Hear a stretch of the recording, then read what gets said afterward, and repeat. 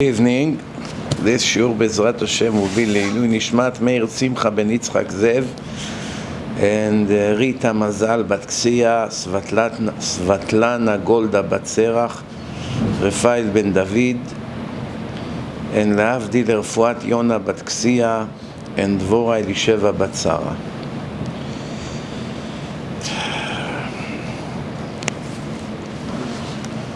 Today they had another terror attack in Israel. 4 people died, 4 chassidei Breslev. The Arabs pass by, they shoot, they kill. It's something that now happens almost every day now. We see that the judgment in Shamayim grew a lot in the last few months. I mean, we always had terror attack. Once a month, twice a month, it was already, Now it's every day or every other day. I ask, what stops the Arabs from making terror attack every 5 minutes? There's tens of thousands of mass murderers there, monster, people with no heart, very cruel people. They will see a baby and shoot his head, 20 bullets to his face. That kind of monster. And they have tens of thousands of machine guns, automatic machine guns. And they have no fear. They know the Israeli security system is completely worthless. They know the police is in their hand. And those who are honest, there's not that much they can do. They don't have the tools to fight so many terrorists. They know the army, half of them are lefty liberals that take their side, so they already count that these liberals will not really fight them. So they have nothing to be afraid of. And even if they get caught, they go to the Israeli prison, which is 5-star hotel for them. They enjoy the scene. And if they get killed, that's the best for them, because they brainwash them in such a way that they think they're going to heaven. When you fight an enemy that is not afraid to die, is not afraid of jail, and is the cruelest thing in the history of the world, even more than the Nazis. And I once gave an example why these Arab terrorists are more dangerous and more hating Jews than the Nazis. Some people in the beginning, before they heard my explanation, they were wondering, why even making a comparison? The answer is because we want to know what kind of enemy we are facing these days. We have to know. 2,000 years ago, the Zohar already told us what's going to happen with them. The Gemara spoke about it. Nobody back then could have ever dreamed that they will become what they became, besides our holy books, who saw what's going to come out of Ishmael, their father. But how do you prove that an Arab Hamas terrorist, who if it was up to him, he will slaughter every Jew on earth with no hesitation, just like Hitler wanted to do, and he got to 1/3 of the Jews in the world, something like that. So the question is, how do you prove that the Arab hate us more? Very simple. There is one mathematical proof. You can argue with math. If you come to the worst Nazi in a war that hate the Jews the most, have zero mercy, a real monster, and you tell him there is a button right here.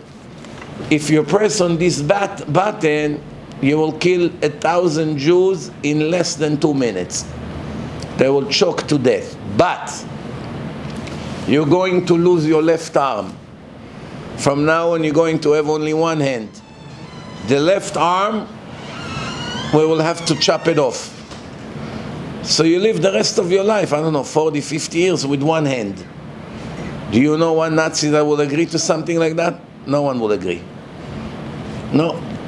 But the Jews will go free. Okay, I hate it, but what can I do?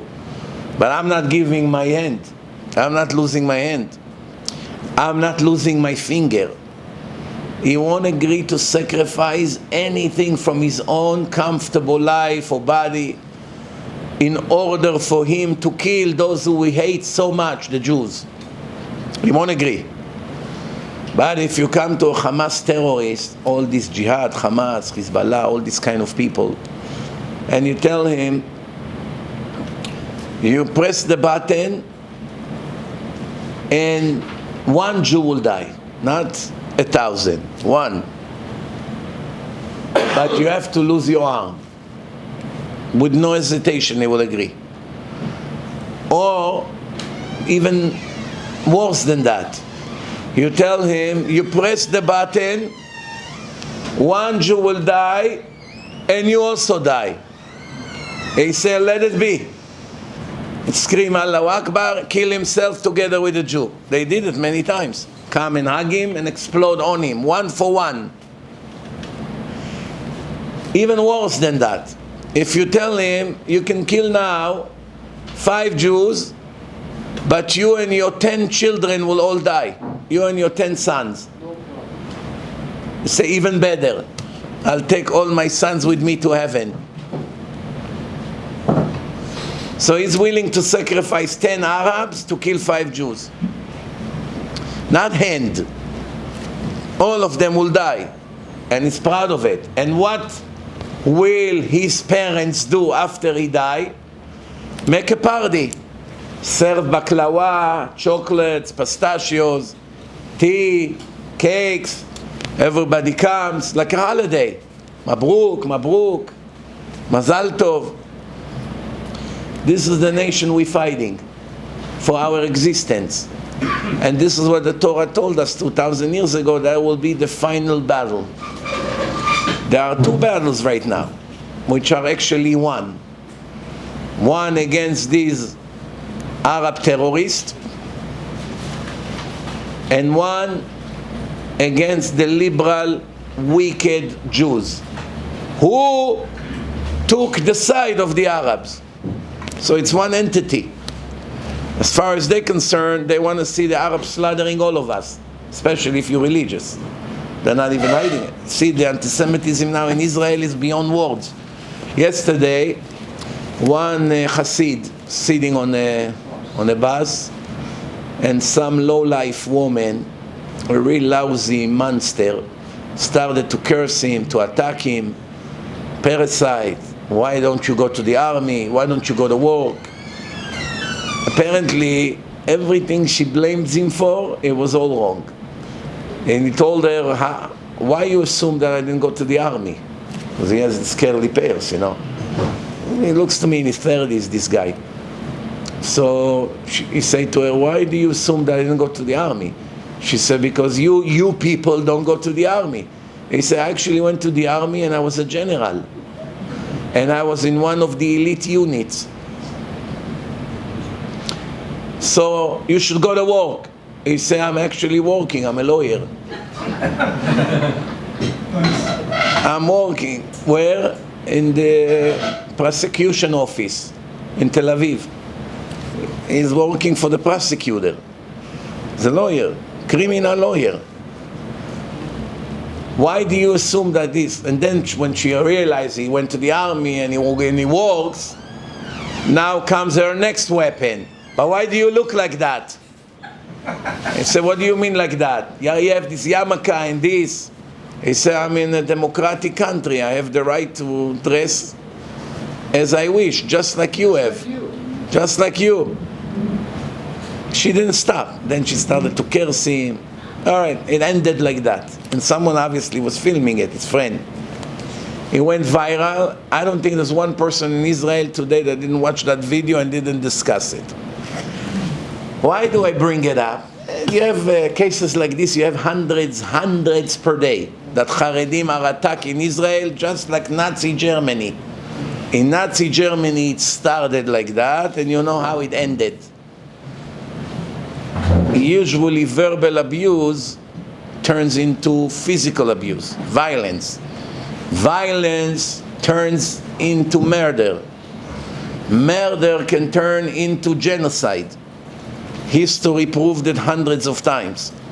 It always starts with words. Before a teenager stabbed another teenager in a club, it starts with words, pushing, words, threats, and then comes the ego. I have to respond, and then he kills him and the life is over. 2 families were destroyed. That's usually how it goes. Now all of you smile, some of you laugh when I say that this guy told her, I actually went to the army and I was a sergeant, a general, and I actually work, I'm a lawyer. So all of you said, wow, he got her real good. Right? That's why you laugh. You see, I'm different than you. The way you look at it and the way I look at it is completely different. I was actually very upset and very disappointed that he went to the army and he is a lawyer. Why?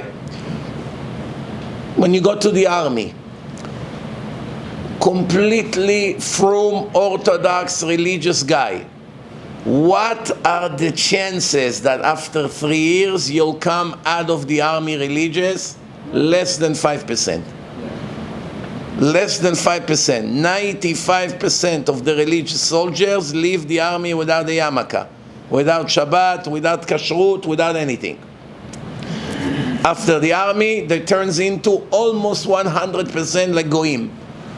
That's it. They drop the religion, sometimes for life. So the army is good for the souls of the Jews, unfortunately it's bad. Army by itself is not a bad thing. Yoshua ben Nun had an army, Moshe Rabbeinu had an army, David HaMelech, Shaul HaMelech, all the kings had an army. They went to wars. We had many wars with the Pilistines, with Amalek, with all kinds. The army was kosher. There was no women there walking with mini skirts and short sleeves. There was kosher food only. The soldiers were all Jewish, all religious. Half of the army sat and learned Torah, and the other half went to war. That's an army according to the rules of God. Any other way, it's not kosher. Mixing guys and girls, not kosher. Having kosher food without kosher food, because the soldiers there, many of them are goyim. So they bring things into the army, whatever they want to eat, pork, shrimps, whatever the Russian soldier wants to eat. There's no way they can tell him, don't eat what you want to eat. I'm not Jewish. Look, I have a cross on my arm, a tattoo. What are you telling me? I cannot eat this. He eat cheeseburger and he eat hot dogs made from ham. And that's the army of today. There's no time to pray, no time to learn Torah, and many other problems. So you were actually relieved that he went to the army and he's a general and he's a criminal lawyer. And I cry for this guy. He lost his share to the world to come, poor guy. Why are you so impressed?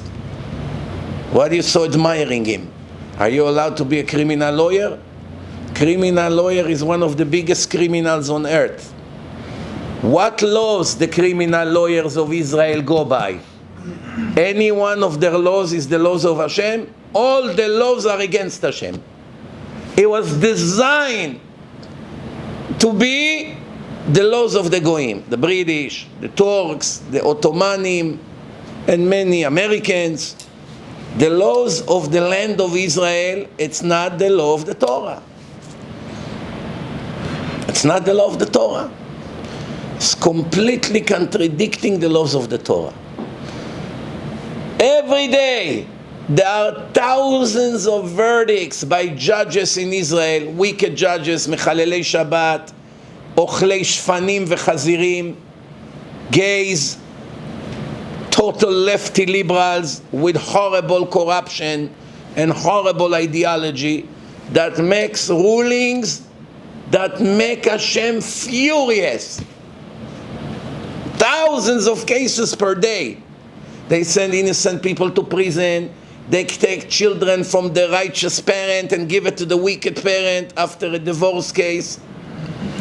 They go on purpose against the rules of the Torah, force people to bring bread into the hospital on Pesach. They force gay marriage. They force any despicable thing that the Torah warns from, they force it on the people. Their law of Lashon Hara is completely different than the Torah. What the Torah says it's permitted, for them it's an issue. What the Torah says it's not permitted, for them it's perfectly fine. Interest is fine, Chilul Shabbos is fine, intermarriage is fine. Basically, every one of the ruling is against the Torah. Why? Because they are not hiding their agenda.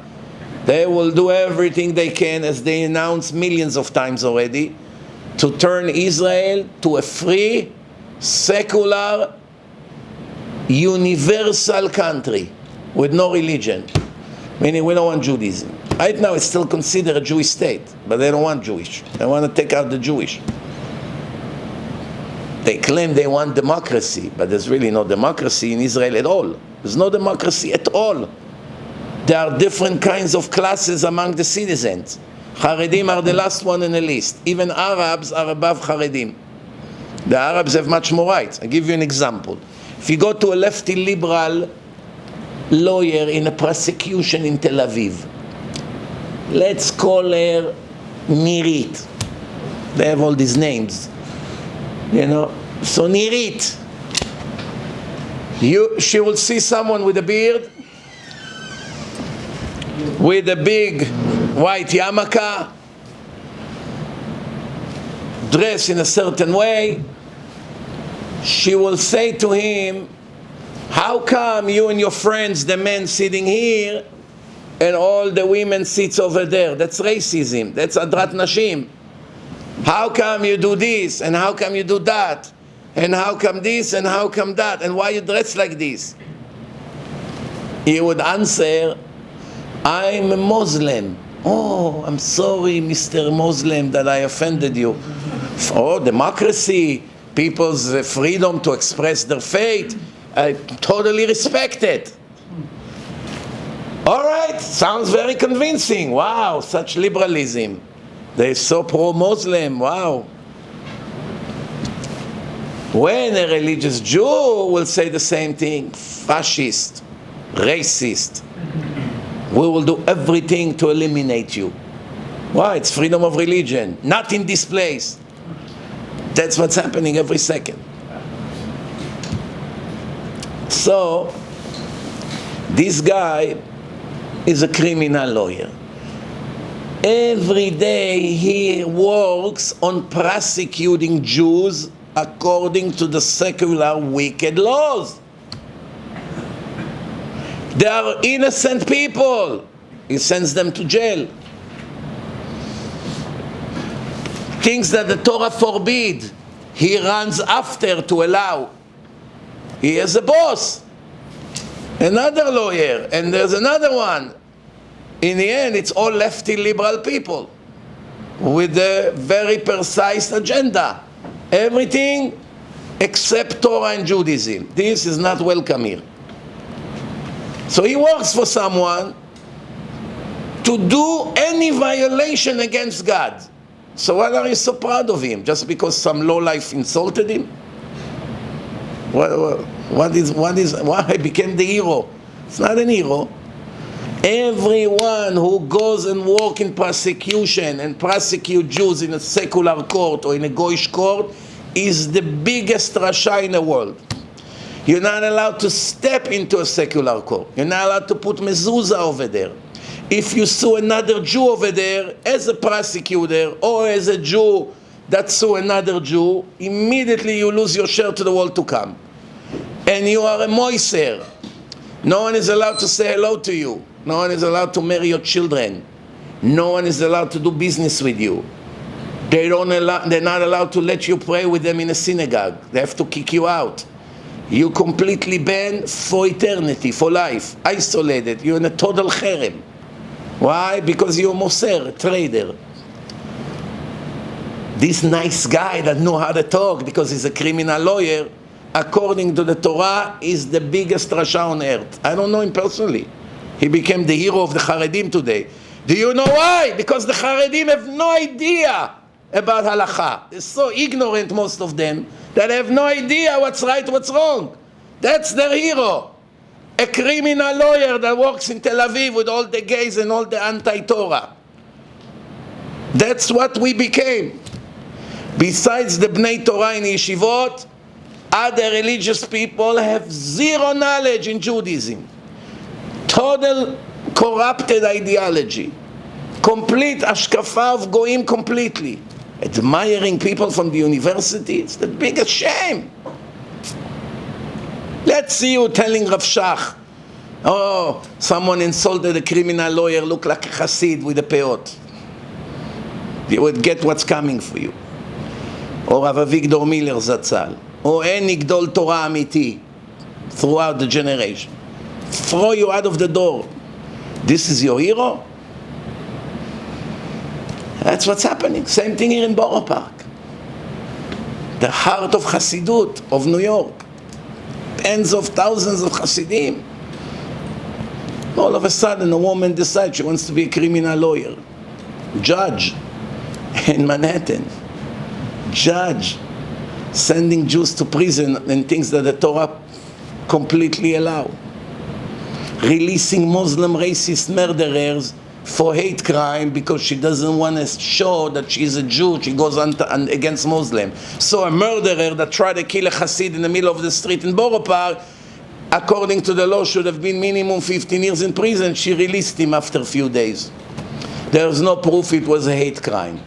So a person driving a car, stop the car in the middle of the street, gets out, run, catch a chassid on the street, give him 500 punches to the face, kick him on the street. The chassid was less than a minute before dying. It wasn't just a little smack or threw his hat. It was mamash attempted murder. And why did he kill him? He doesn't know him. They don't know each other. If this is not a hate crime, what an hate crime? She said there's no proof it's an hate crime. She released him. Why? She has to show her supervisor that she's totally objective. The fact that she's a frum woman, Hasidish, and dress modest or come from a specific Jewish community will not interfere with their loyalty and obligation to the wicked goyim of Manhattan that runs the court system, all these Democrats. And that's what we became. And then when we have so many tragedies and every day the people come and shoot us and kill us and so many accidents and problems, nobody even opened their eyes to see why Hashem is so disgusted by us. Why all of a sudden, every minute, boom, an attack here, an attack there, what's going on here? And that's the situation right now. So I don't admire this guy, I hope very much that he will do real tshuva and kick this lousy, forbidden job that he's in and go to sit and learn Torah or to find a kosher job. That's not a hero. Someone who goes to university and become a criminal lawyer. Criminal lawyer? Especially a prosecutor. Prosecutor, that means you take a person, I give you one example, one example. A regular religious Jew. Someone told him he's trading in a stock market for 20 years, everything was fine.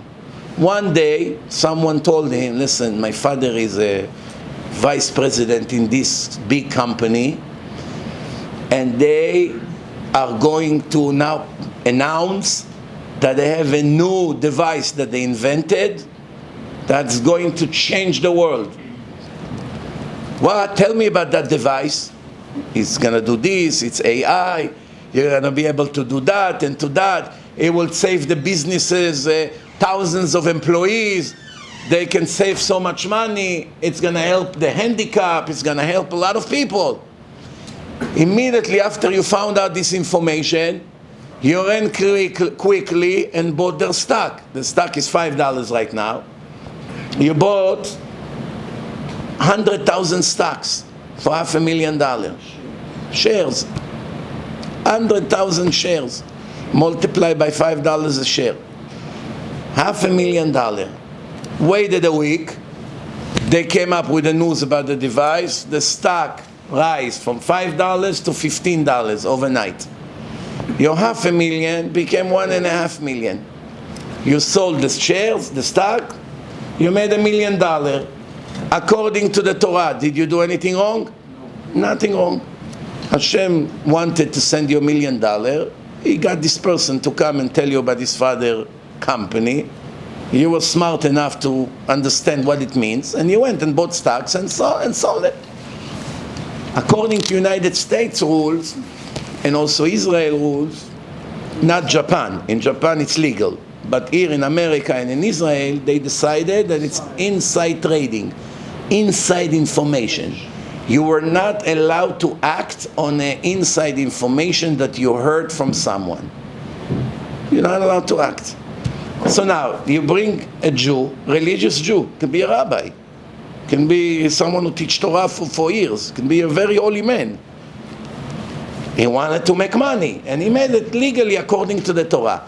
You bring it to this Hasidic judge, by law, she has to give him 5 years in prison and $10 million fine. The $10 million that she's going to make him pay, Hashem will demand from her personally.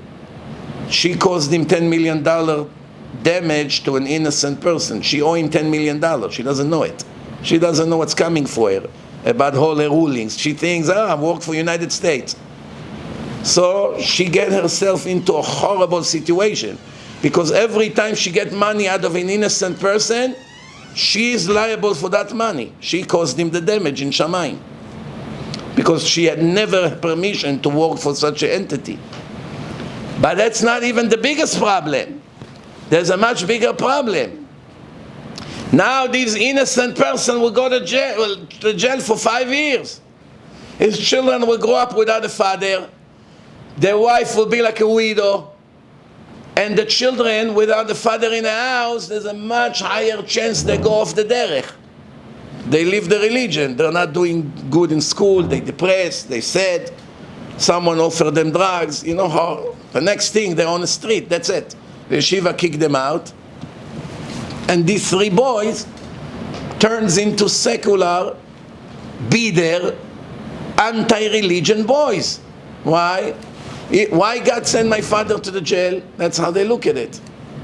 I grew up without a father, 5 years, didn't have a father in the house. My mother was miserable. We became poor. They took away all our money. They froze our bank account. That's what they do for inside information. That's what they do. The FBI, the FCC, SEC.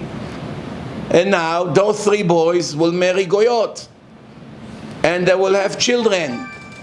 And one of these children will be Adolf Hitler. Who's going to pay for it? The judge. Whatever's going to come out of it. She's going to say for her protection, what do you want from me? I act according to the rules of the United States. Then Hashem will ask her, what rules are more important? The rules of my court or the rules of Joe Biden? Or Al Sharpton? Or Jesse Jackson, or Jimmy Carter, or anybody else that worked here in America and made rules in Congress. Which rules you are loyal to? To my laws, the laws of the Torah and Shulchan Aruch, and the law of the poskim of the generation, or the law of the Goyish people in the United States court? What is she going to say? If she will say, of course you Hashem, he's going to show her 5,000 cases that she went against his rules. And the consequences of the action. And in case you're still not convinced, there is a verse in the book of Jeremiah, Meshalem la'adam kepri ma'alalav. I pay the individual according to the fruits of his actions.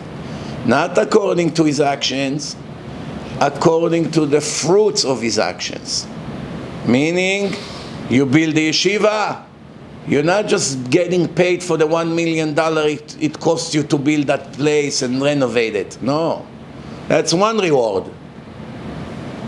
The income will be according to every minute how much Torah has been learned in that building. Another year and another year and another year, forever and ever. And how many secular people came to that yeshiva for a day to try and became Baalei Tshuva? Also, the person that built the building also get rewarded for them and for their children and grandchildren until the end of days.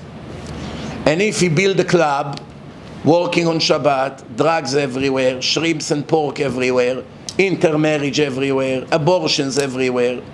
You know what happened in the clubs, I don't have to tell you. Goyish music, horrible, dirty mouths over there, making people becoming more and more wicked according to this lifestyle over there. He has to be punished for everything that come out of that building forever and ever. You understand, Rabotai, מה קורה פה? That's why we have to be very, very careful. You go against one rule of Hashem, the consequences of that can be fatal, can be devastating, can destroy you for eternity. You put in jail one innocent person that according to the Torah is righteous. Do you know what's waiting for you? And now you're going to say for your protection, it broke my heart, really. When they put that religious Jew in jail for inside trading, it broke my heart, but I'm a judge in United States court. I had to rule according to the rules of United States. I had no other way. It wasn't in my hand. If it was up to me, I would let him go home and release all the money. But I'm a judge. Who told you to be a judge? Who gave you permission? Do you know one kosher rabbi in the world that will approve such thing? Don't you understand that even mezuzah you're not allowed to put in a secular court? They put, but it's not allowed to put over there a mezuzah. Just like you don't put a mezuzah in a store that sells pork meat, and you don't put a mezuzah in prostitution home. That's spitting at Hashem. That's not respecting Hashem, putting a mezuzah in such a place. So that's what's happening. So everyone, wow, ראית איך he got here? Well, he's the hero of the Haredim. Why? Because the Haredim already lost a long time ago the right hashkafa. They totally lost it. That's why the Haredim buy all these magazines here every day in Brooklyn for Shabbat and in Monsey and in Lakewood, when these magazines are mass murder machines. They put heretic speakers to write weekly column over there. People that bring priests into their synagogue to preach. People that are Christian missionary, they bring into the synagogue, and this religious magazine give them a weekly page to write their nonsense and their rotten hashkafa. And people bring it into the house to destroy the souls of their children, and nobody understands what they even do. Someone came to me and said, I read an article in this magazine, in Shabbat, in Shul, Monsey. They mention you over there. I'm going to bring it to you. I said, don't bring it to me. I don't want to hold this filth in my hand. Wow, you should read it. Someone that you made Baal Tshuva, they talked about it. I don't know. I'd rather not know. Don't even tell me the story. I don't know the story. Don't even stop. I don't want to hear it. Why? This is a mass murder machine. It's against Hashem. Just the advertisement over there, such a low level of lifestyle. Show, Cancun, Las Vegas, Miami, cruise, boats, Pesach over here, Pesach over there, 5-star hotel. Akol gashmi. Nothing is spiritual there. Much like Goyim 100%. That's how the Goyim admire this physical pleasure everywhere. It's the main thing in their life. They used to have a song here in America 30 years ago. Everybody is working for the weekend. That was the song. What does it mean? We have to be slaves for 5 days. That's Saturday and Sunday. We will have the life. Get drunk. We go naked to places, and the rest, whatever they do. That's the American culture. Why the name of America, it's America? אומה ריקה. Empty nation. Nation with nothing. No culture, no civilization, nothing. They preach to Israel about the Palestinians, knowing the Palestinians don't belong in Israel. The land belongs to the Jews. They read about it in their churches here in Texas, Washington, everywhere. So they know that the land belongs to the Jews. But they don't care what they know. It's politics. They want to kiss up to the Arabs. Why you torturing the Palestinians? Why you took their land? They already forgot what they did to the Indians over here. Billion times worse than what they claim we do to the Palestinians. They forgot. And not only that, they make a national holiday. Thanksgiving. No, there's no Thanksgiving. It's thanks-taking. Change the name. You liars. Thanksgiving. Imagine now I robbed you for your Rolex and I make an annual holiday. What? Thanksgiving. Thanksgiving what? God gave me $100,000 Rolex. Everyone will make a joke out of it, right? Come on, give it back. No, God gave it to me. And then someone else did the same thing and I preached to him. Shame on you. Why you steal the Rolex to this miserable person? This is what's happening here. You don't know if to laugh or to cry.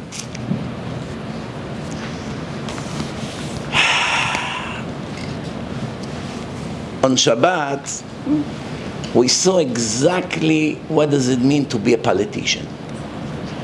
You look like a religious Jew. From the outside, you act like a very important religious Jew. You have a key position. You are a president of a tribe. You are in a VIP league. And you're nothing but a low level of selfish politician. We saw it with the spies, besides Yoshua and Caleb, how they're willing to let the entire Jewish nation go down the drain, lose the promise that Hashem gave us to go to the Holy Land, because they're about to lose their job. They won't be as important. Right now, everyone kiss his hand. Once they go to Israel and Yoshua become the leader, no one will pay attention to me. I won't be such important as I was. So what do? I modify the whole truth. But I want to ask you a question. Do you think the spies did it intentionally? Or the spy? But what I want to ask is, if you took the spies after their speech that caused the entire Jewish nation to cry, and you connect them to a lie detector, they would pass the test or no? What do you think? Now you take the spies, they say that there are giants and there are so many funerals and there are wars, we will never be able to break the walls. Moshe said, if there are wars, that means these people are cowards and they are weak. When you are weak, you have to make a wall. We, the Israelis, we used to be strong 40 years ago, meaning our army used to be really good. Now it's very weak. So what do? We need to make a wall between us and the Palestinian murderers, because if not, hundreds of them will come in and shoot us. You see that it happens anyway, but there was the thought 10, 15 years ago when they built that wall. Then come the Supreme Court, who helps the Hamas, of course, and told us to open the walls and give the Palestinian access into Israel.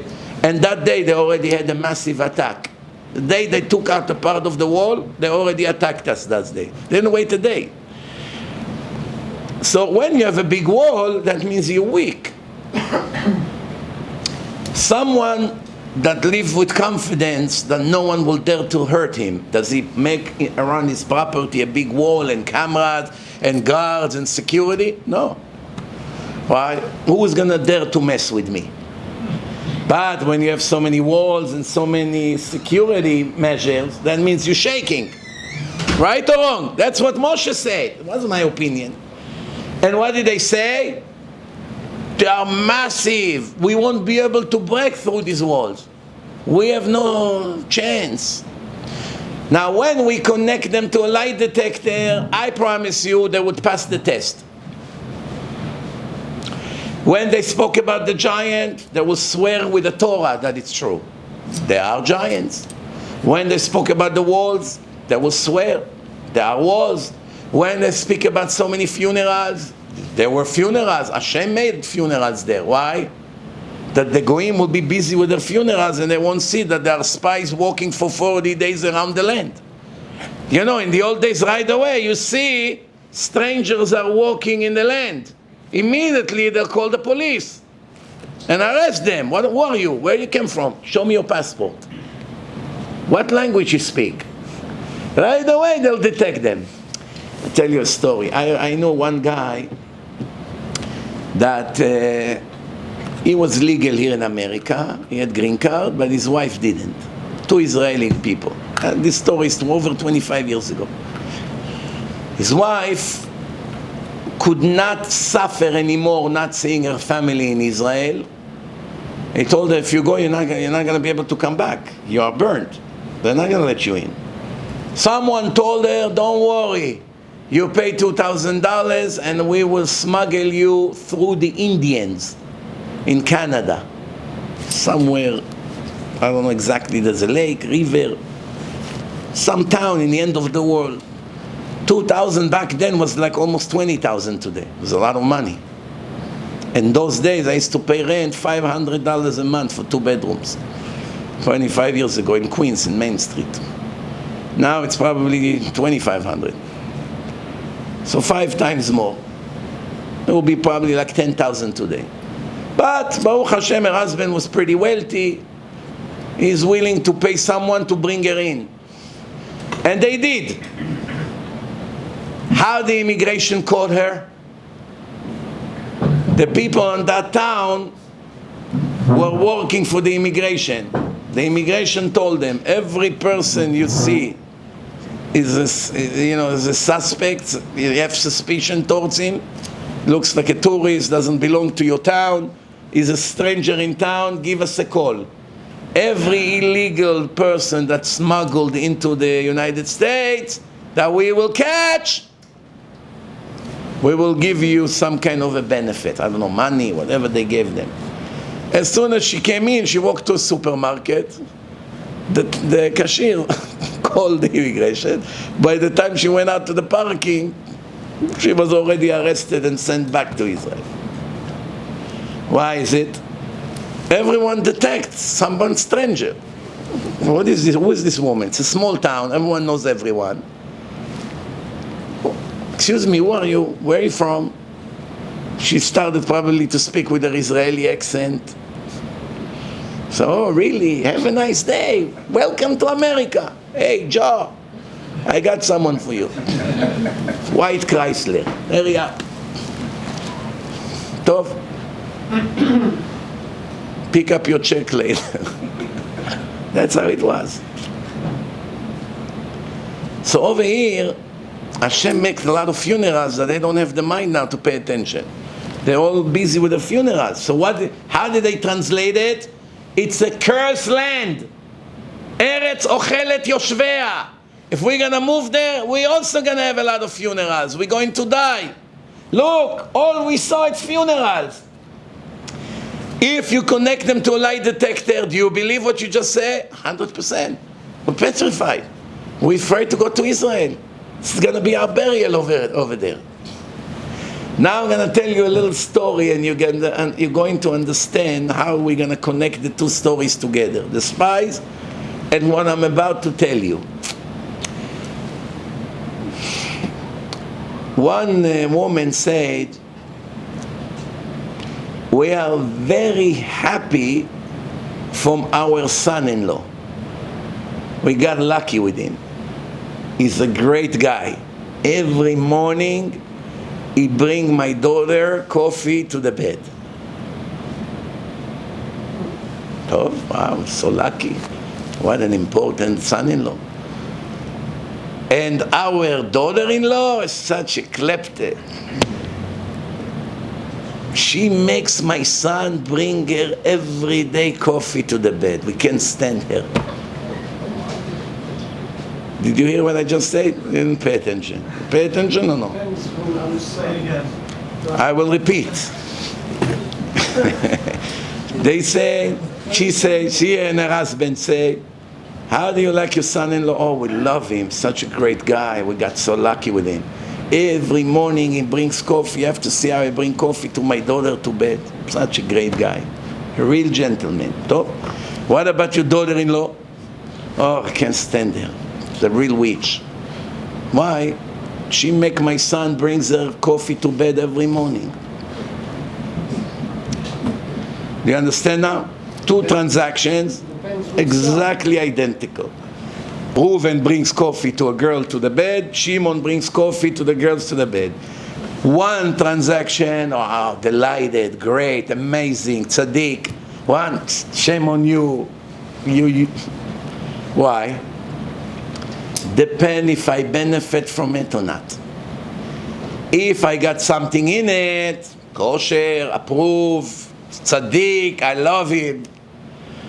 If it's against me or towards my enemy, or Rasha, how can he dare do such thing?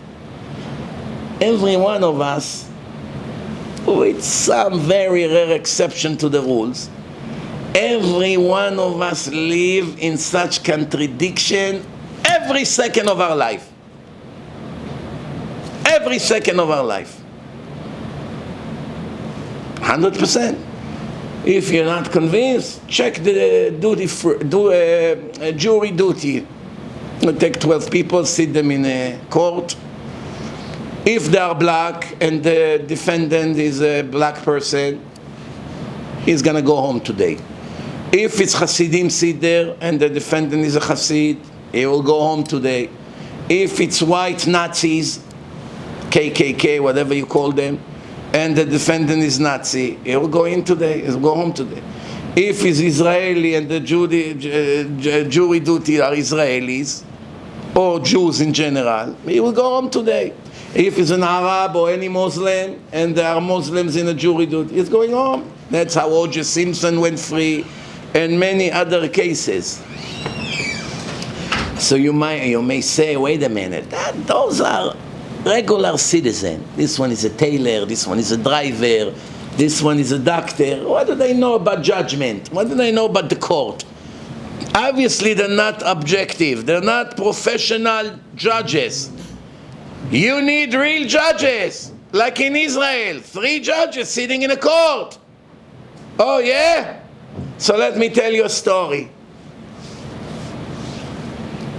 One person, Haredi, black hat and a beard, was sued by a wicked person. The wicked person is Reform, anti-Torah, hate Haredim. Those kind of people, they both come to court. The Reform sue the Orthodox Haredi. The judge is a liberal lefty woman, young, looks like 40 years old. As soon as she sees in front of her Reform Rasha and Haredi Tzaddik, she begins to attack the Haredi. The trial didn't start. She said to the lawyer of the Reform, tell me, how come you only sue for that? I see another cause here for a lawsuit. You didn't pay attention that this and this happened also? Why didn't you sue for that? That's not the lawsuit, you little lowlife. You're supposed to be a judge, not an attorney or a prosecutor. You have to judge the case in front of you. Why are you giving one-side advice how to hurt the religious person? Because I can't stand him. It comes from her subconscious. It's like a Nazi will see a Jew now. He's going to take his side in a court in Berlin, 1933. It's no chance. You're lucky I let you live. You want to be not guilty in a court? Can't even sit on a bench where I sit. How can I take your side? So what happened? Listen to this, Rabotai, I won't believe it. That happened recently in Israel. Recently. She said to the religious guy, are you sure you want to go with the trial or you want to surrender and we'll finish it today? If you surrender, I will have some mercy on you. If you don't and you lose, it can cost you a lot more than what the lawsuit is. You know, there are other fees that you're probably not aware of. Look, she's already intimidating him. Then she said to him, you religious from birth or you Baal Tshuva? He said, Baal Tshuva. She said, you probably saw Chiloni movies in your past. He said, yes, I did. So she named a name of a movie, famous comedy. You saw that movie? Told her, yes. Do you remember what the actor named such and such said while he was boiling Turkish coffee?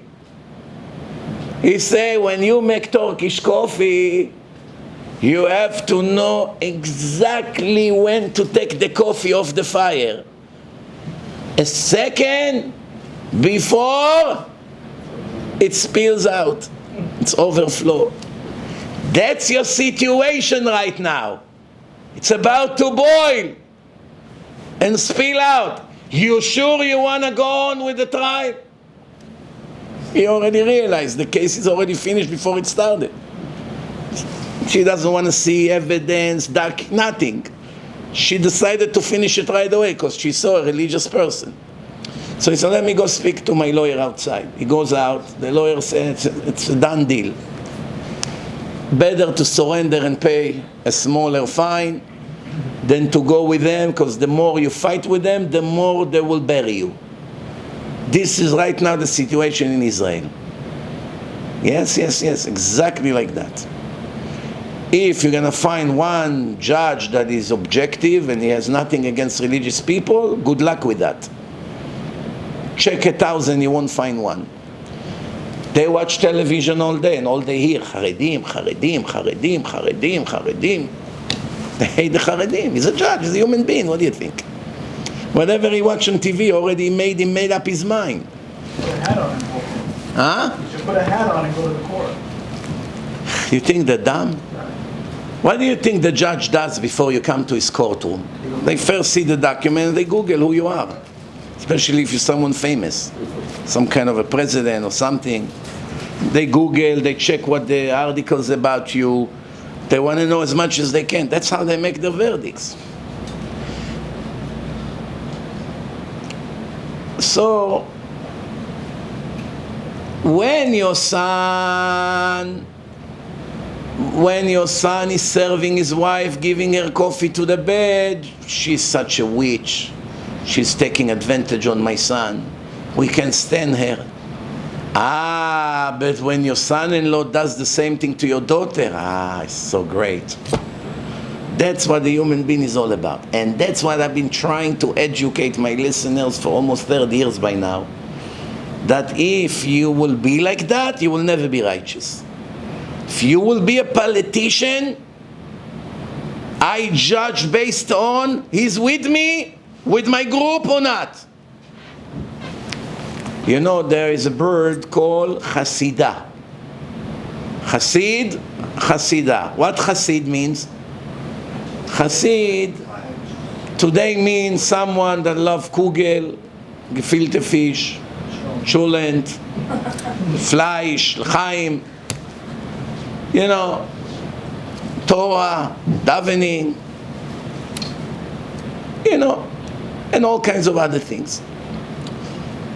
Chassid, according to the Torah, has nothing to do with how you dress and this, and that's not what it means.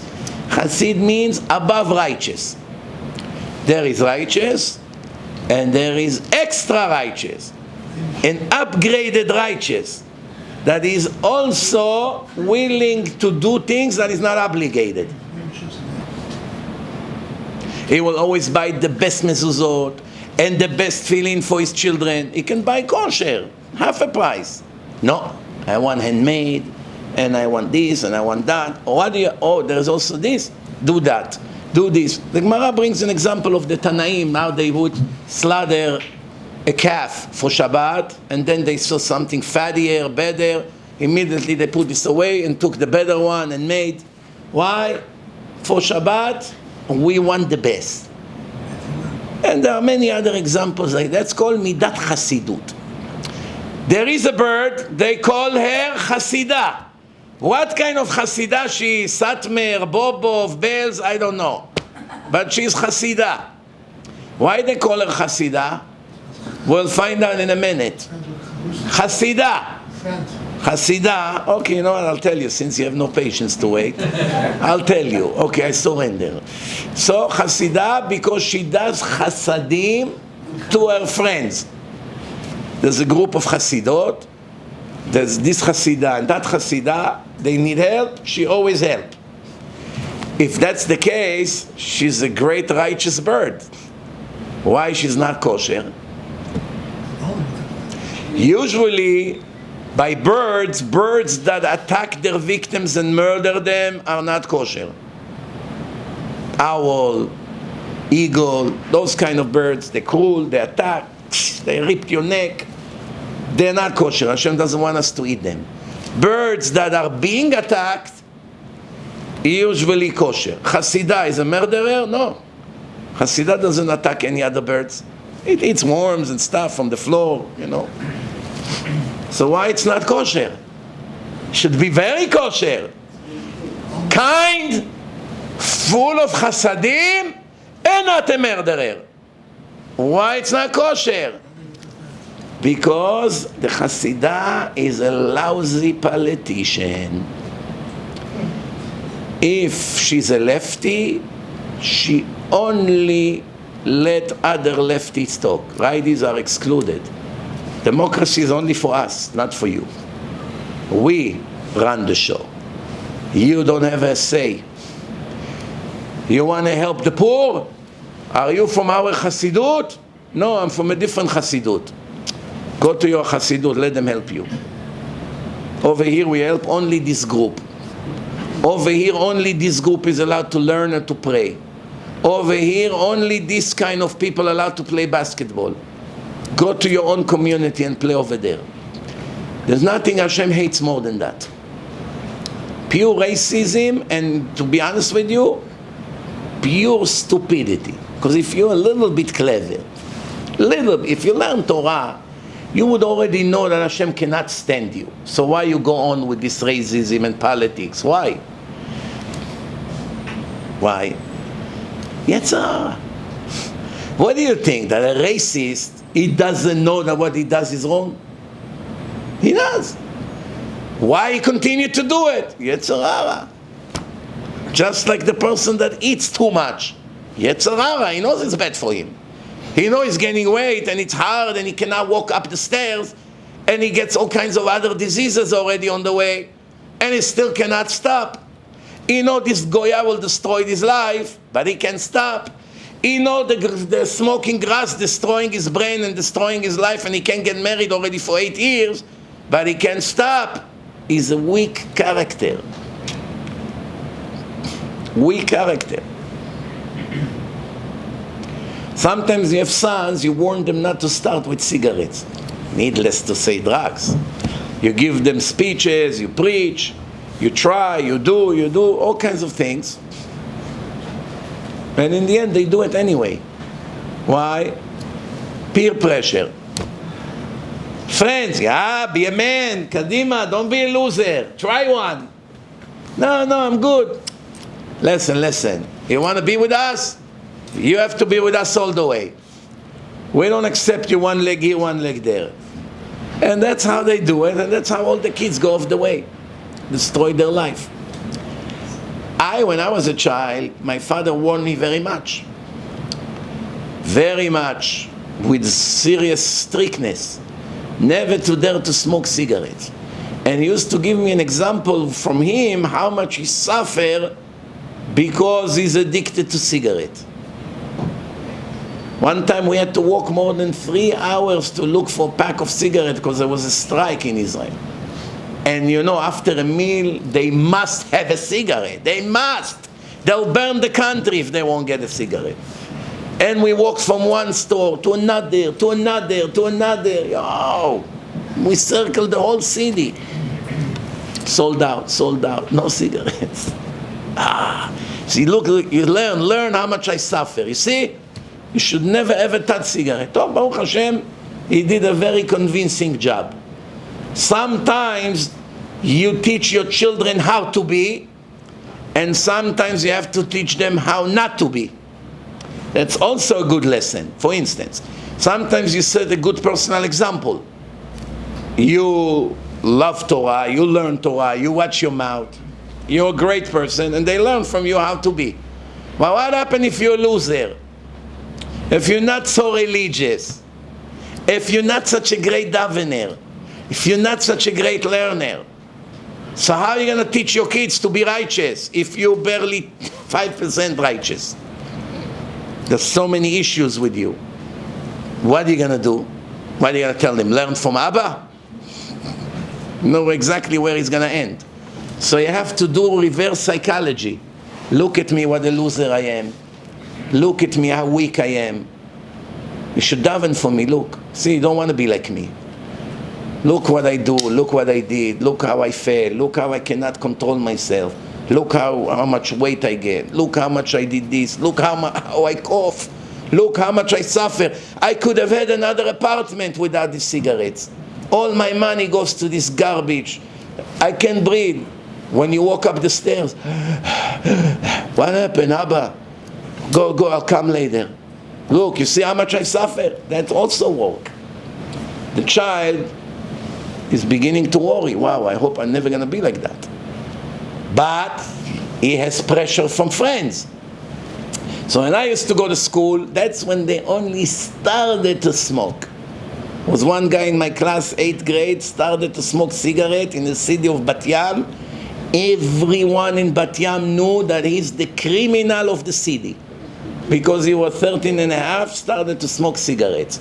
Everyone was shocked. Remember, it's a secular city. Not talking Bnei Brak here.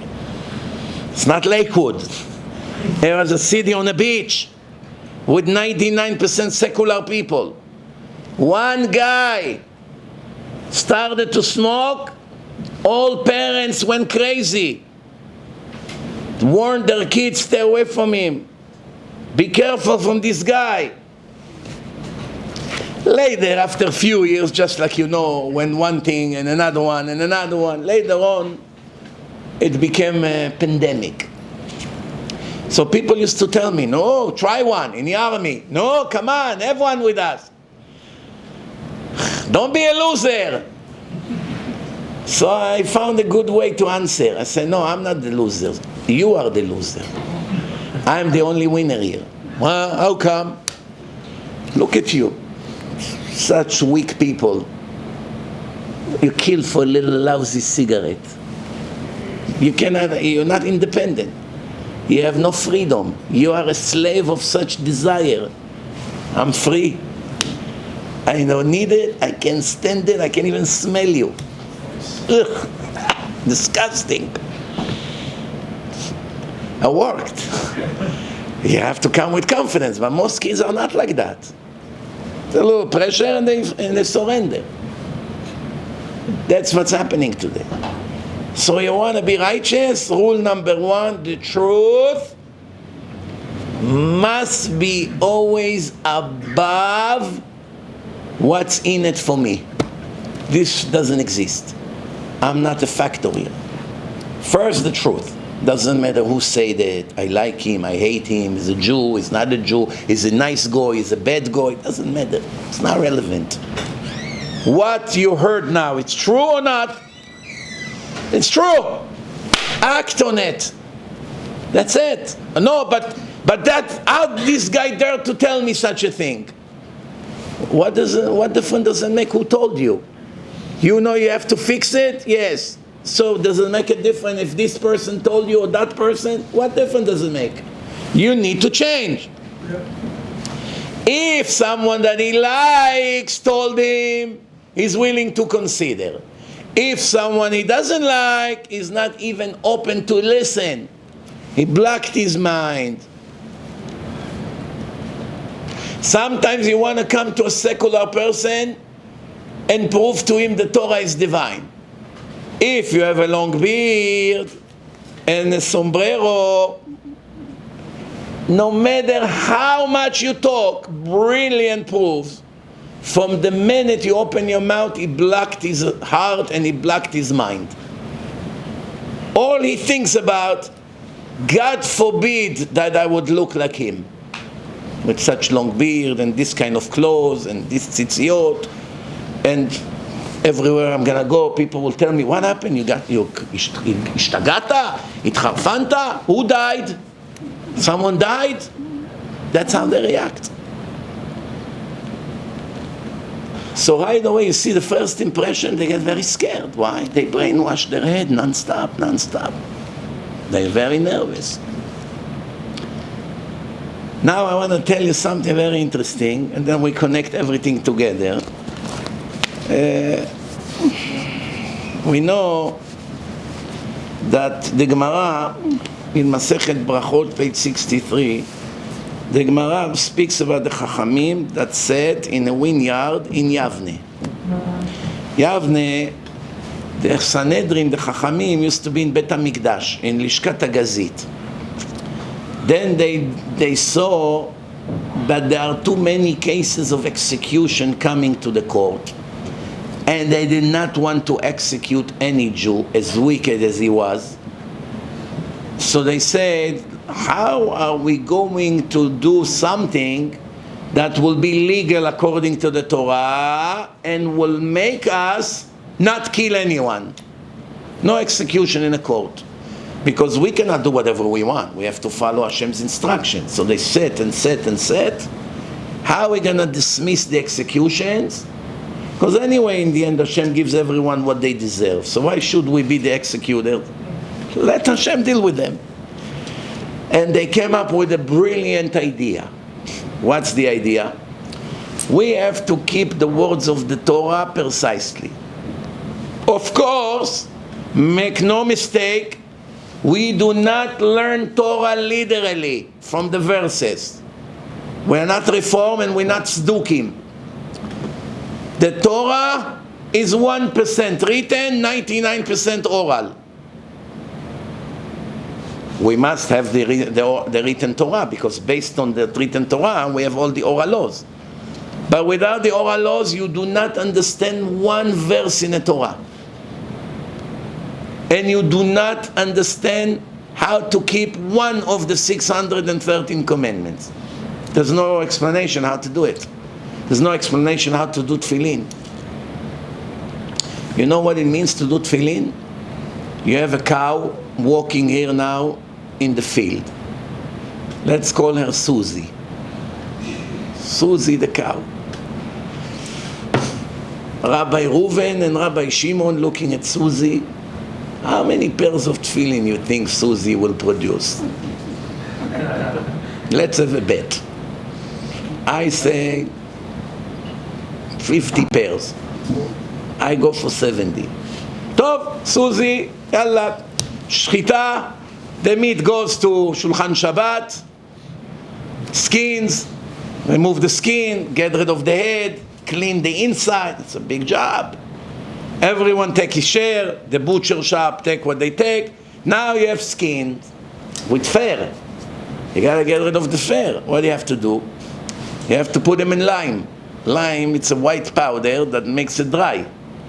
Because the skin, remember, it's moisture. Because you just took it off the meat. Still full of moisture. So you put it in, and it absorbs in the skin and becomes dry. Then you have to come with brushes. Everything has to be handmade. Takes the brush and remove all the hair. Now you finally have pieces of leather. Now you send them to the tefillin place. I recommend you see a movie how long it takes to make tefillin. Logically, if the goyim would have to make tefillin, it would be $20,000 a pair. If they sell a lousy Gucci bag for $6,000, which takes them probably an hour to make it with their machines, tefillin that takes a year to make, how much would it be? $600,000. Think about it. If they have a machine that makes some lousy bag and put a name, Gucci on it, whatever, who's Gucci, I don't know who's Gucci. How much? $6,000. Imagine how much if they have to make the whole tefillin with hand. And if they would make my tefillin fully handmade without electric, probably it would be $1 million. based on labor in America. So it's a very long process. Now from this skin they begin to make it a shape and they have to divide. Wow, what a job. And sometimes you mess up. You gotta start all from the beginning. What a job, Rabotai. And then you have to make the parshiot. And then you have to make lines. And then you have to make the ink. It all has to be natural.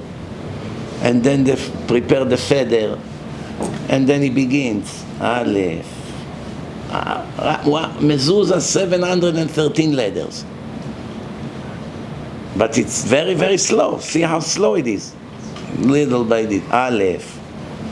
Vav. This. Then dip it again. Like the old days. The cloth itself, it's $20 almost. Then to do tagim, few dollars. To check with computer, few dollars. It's expenses. If he rents a place, he has a lot of other expenses around. So it makes, before you even start writing, it could be sometimes $25, $30. Then you walk 3-4 hours to make one beautiful mezuzah. He has to make money, the sofer. And the broker that brings it from country to country, he wants to add. And then he comes to the store, and the store double the price. That's why you go to a store here and you pay $300 for a good mezuzah.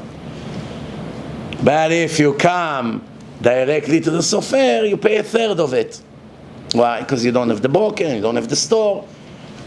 The store is entitled to make money. What did they open such a nice place for? They have to make money, they pay taxes, they have employees. In the end, just like everything else in life. The dealers sell the car and they add their fee and this fee and that tax and this one. It grows up. Finally, Rabotai, where do you have all these laws of tefillin in a written Torah? You have more than 1,000 steps and not one of them it's written in a written Torah. And if one you did wrong from the 1,000, it's not kosher. One tiny mess up, and it's not kosher. Let's see inside. The tefillin of the head is divided to 4 sections. Between, what separates? You know, you have 4 different parchments. Parchments, how do you say? Parchments. Parchments, you stick it inside, you roll it, you tie it with the ligament of the hair of the cow, and you stick it inside 1, 2, 3, 4 different parshiot from the Torah. But between, the separation is very skinny leather, very skinny, you know, like this darbuka drum, even skinnier. They have to heat it to make it thin, and they have to sew it in such a way. If there is one tiny hole in one of them, it's still kosher. But if you're going to have 2 holes, it's not kosher. It's microscopic. If you don't know who you buy from, there is no way to ever find out that there are 2 holes, because once it's inside, there's no way to see. It's too narrow. Put light, you put magnified lights, you're not going to be able to tell. You have to know exactly who you buy, from the top professional or no. That's why in tefillin, chassidim pay $6,000-$7,000 a pair, you know, to buy something good. Anyway, so if there are 2 tiny holes, everything else you did superb, unbelievable, best leather, best quality, best sofer, best stripes, everything handmade, beautiful. One tiny hole of a needle make the whole tefillin like a piece of leather from your couch. Nothing. Pasul. Not only that, if you make bracha, you have a sin that you say the name of God in vain. Of course, that's if you knew. If you didn't know, it's not intentional sin, but it's still a sin. Not intentional, it's still a sin. So, Rabotai, the Chachamim found a very clever way not to execute wicked people, not to execute Mechalelei Shabbat, murderers if they had any. The Torah say, Me'et Mizrachi tikachenu lamut. once you finish the trial in Lishkat HaGazit, in Bet HaMikdash, and he was found guilty, directly from Lishkat HaGazit, from Bet HaMikdash, you take him to the execution place. Why the Torah say directly from my altar, you take him to die? Because the Mizbeach of Bet HaMikdash, the big altar, was right next to Lishkat HaGazit. So because Hashem did not say, you take him from Sanhedrin to die, you take him from the altar to die, why did Hashem use this language? The proper language should have been, take him from the courtroom directly to the execution place. Why did Hashem change the language? Hashem is precise, everything has a reason. That now there is a way around it. You separate between the courtroom and the altar to be in two different places, and you can never fulfill this verse. The verse is, take him from the altar into the execution. But now we move from Jerusalem to Yavne. It's far away. Over here we'll judge.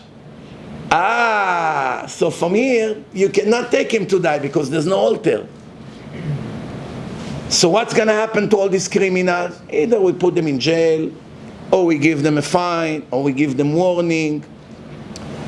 But we won't kill anyone. Why? We don't want to start executing people. But they're going to go back on the street. That's Hashem's responsibility. If he wants to take a serial killer out of the street, he has any problem? The fact he didn't take him out yet, he has his reasons. It's not my problem. Maybe it is your problem. Maybe I expect you to clean the streets. The Torah says, "Uviar ta'ara mikirbecha." Clean the bed from among you. Clean the bed from among me when it's possible. When now there are too many wicked people, it's not realistic. If today we had Sanhedrin, how many people would have to be executed? 12 million people right away, within a week. Is it possible to do such thing? All the Mechalelei Shabbat, all the gays, all the people who goes with married women, all kinds of other terrible other things that people do. There's a list of things that the Torah gave death penalty. The court is going to sit all day and execute people? No. What are we going to do? Leave it to Hashem. So Rabotai, listen to this. So the Chachamim now sits in Yavne. Now you understand why they're in Yavne. In a nice vineyard. They sit over there, learn Torah, and judge cases. They praise the Torah, how wonderful the Torah is. And they say, let's give proofs why the Torah is the greatest thing on earth. Nothing better than that. There was a person named Oved Edom Agiti. Remember this name. Oved. One time there was a war between Israel and the Pilistines. The nation of Israel decided, we're going to the war against these cruel Pilistines. The Pilistines were the nation of Goliath, the giant. They say, we're now going to a war. We have a very good amulet. Kamea. What's the Kamea? The Aron Kodesh of Hashem. We take the Aron with us. One time they did it and they lost. They're holding the Aron of Hashem and they lost. Why they lost? Because Hashem wanted to tell them amulet is fine and it's important sometimes, but the actions are 1,000,000 times more important. And if you think you're going to act wicked and you're going to put some kind of an amulet in your pocket or hold the Sefer Torah with you or put tefillin in your head and because of that you're going to win the war, you are dreaming.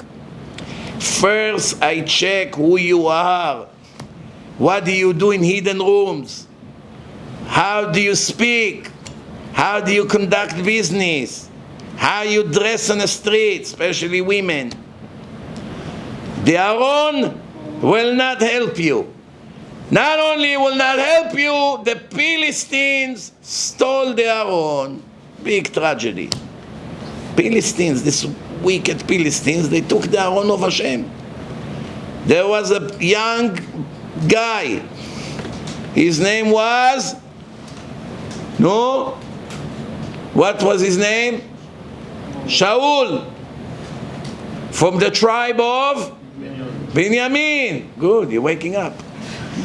Shaul from the tribe of Binyamin. That's way before he was a king. He's a soldier, a warrior. He ran to Goliath, that holding the Aaron, giant Goliath. Opened the Aaron quickly. Goliath is huge. Until he moved, Shaul opened the Aaron, stole what was inside the Aaron? The commandments, the luchot. Took the luchot and ran away. So the Philistines now have an empty Aaron. Empty Aaron. You see Aaron behind us? There are Sifrei Torah inside. What makes the Aaron special? The doors? The Sifrei Torah. Once you take out the Torah, the Aaron is not so significant anymore, right? God forbid, when they had sometimes fire, when they try to save this, the first thing they try to save is Sifrei Torah. There's other things in the synagogue. That's not so critical. Right now, first the Sifrei Torah. So, Shaul took the luchot and ran. So the Philistines now have the empty Aaron, empty. And what happened? HaKadosh Baruch Hu begin to punish the Philistines every day. Diseases, pandemic, all kinds of problems. The Philistines go crazy. What's going on? He's sick, and he's sick, and he died, and he's, wow. What happened to us? Rabotai, this is very evil, wicked goyim. They realize God of the Jews is punishing us. We're holding something that belongs to Him. Send it back to them. How are you going to send them back? They are on the other side of the border. This is all around Gaza over there, Ashkelon, in Israel. Those areas. What are we going to do? Tie it to a cow and let the cow run. Or an ox, whatever it was. And the cows begin to walk. And the carriage is carrying the Aaron.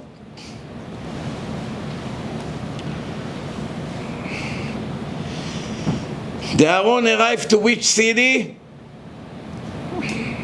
Which city the Americans love the most in Israel? After Jerusalem?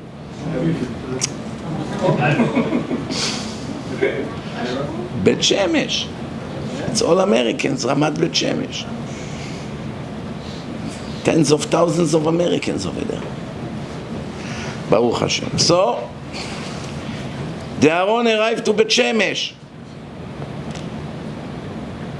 Who was the king at that time? Huh?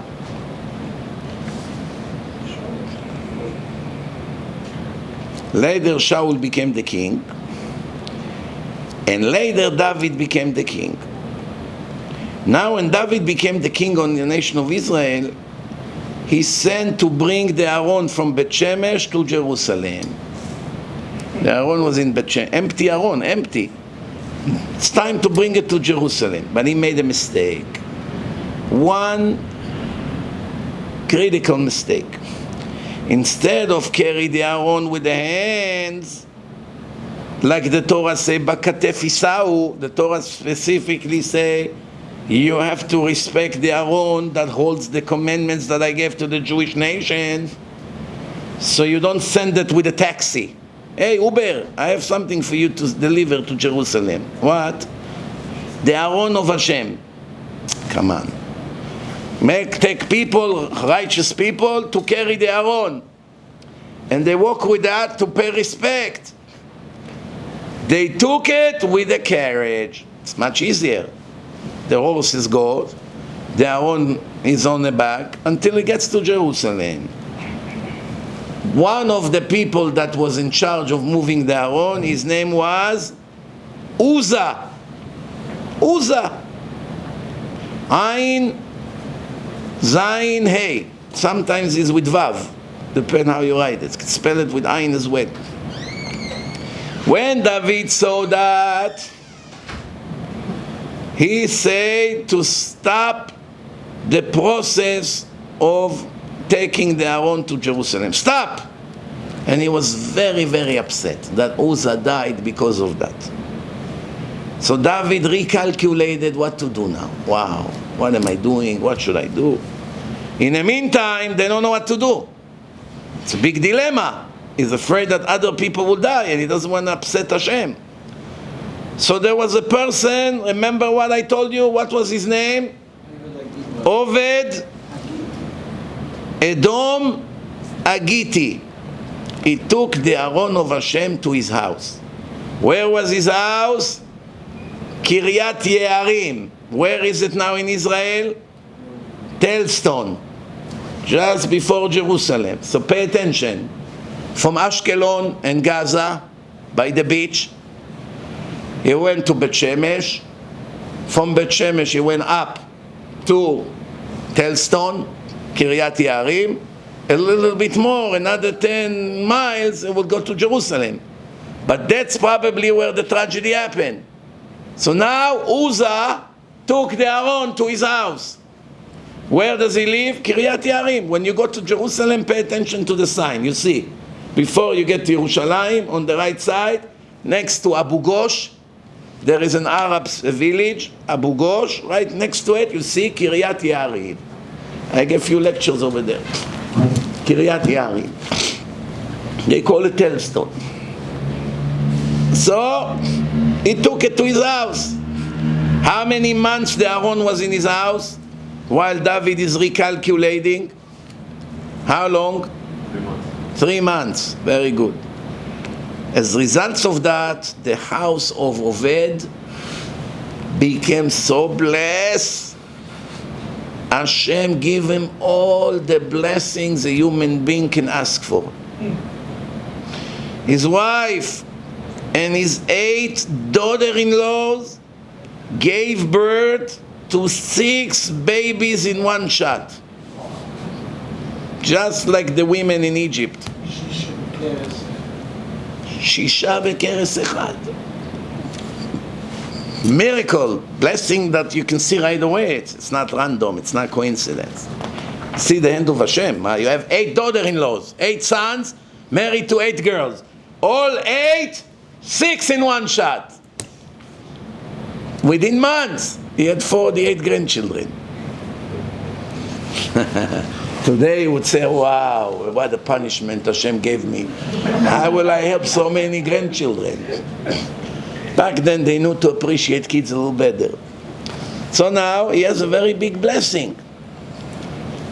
And now why did I tell you all this story? Why I came to teach you history here? It wasn't my priority. What do we learn from this story? Listen carefully.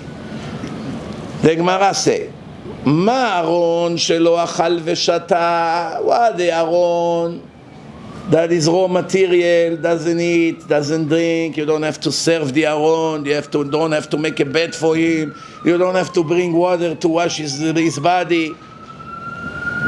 Just the raw material was in front of in the house of Uzzah, and he was only sweeping around and washing around and nothing else. Didn't have to feed the Aron every day, didn't have to take care of his shower, nothing.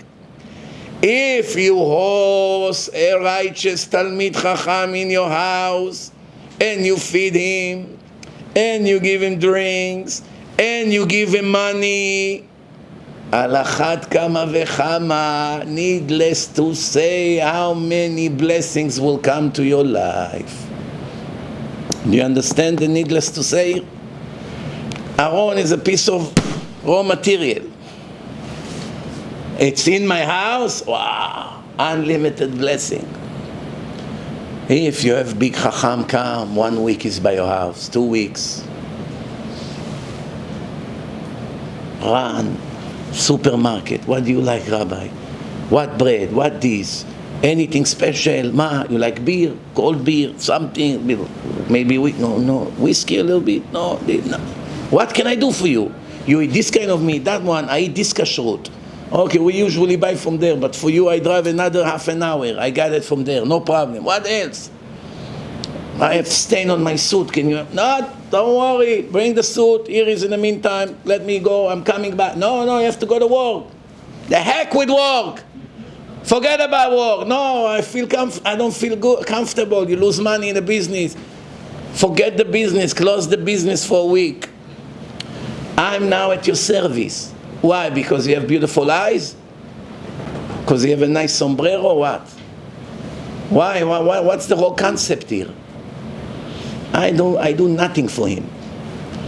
I see in my eyes only one thing. What makes Hashem pleased? What makes him happy? Uzzah was sweeping around the Aron, making sure the Aron is safe. And Hashem was so pleased and gave him all the blessing. To entertain a rabbi or any Talmid Chacham in your house, take care of his needs, it's much harder than an Aron. And who is more important, the Aron or someone that learned 30, 40, 50 years of Torah all his life and became a walking Sefer Torah? Some fools, when they take out the Sefer Torah on Shabbat, they rise, you know, half an hour. What? When they see Talmid Chacham, look how he dress. Rabbi, can I buy you suits in the outlet?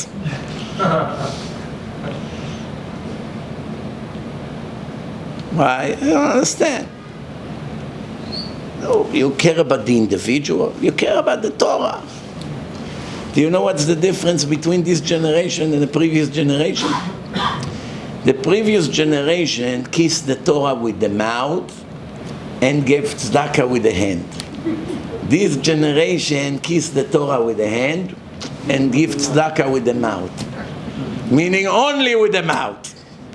Promises, I have a list of promises. If 1% of the promises I got in the last 27 years would materialize, we would have probably few more tens of thousands of Baalei Tshuva today. 1%. I will and will do, and we have a plan. Give us another 3 more weeks. It's happening, don't worry, it's a done deal. It's not if, it's just when.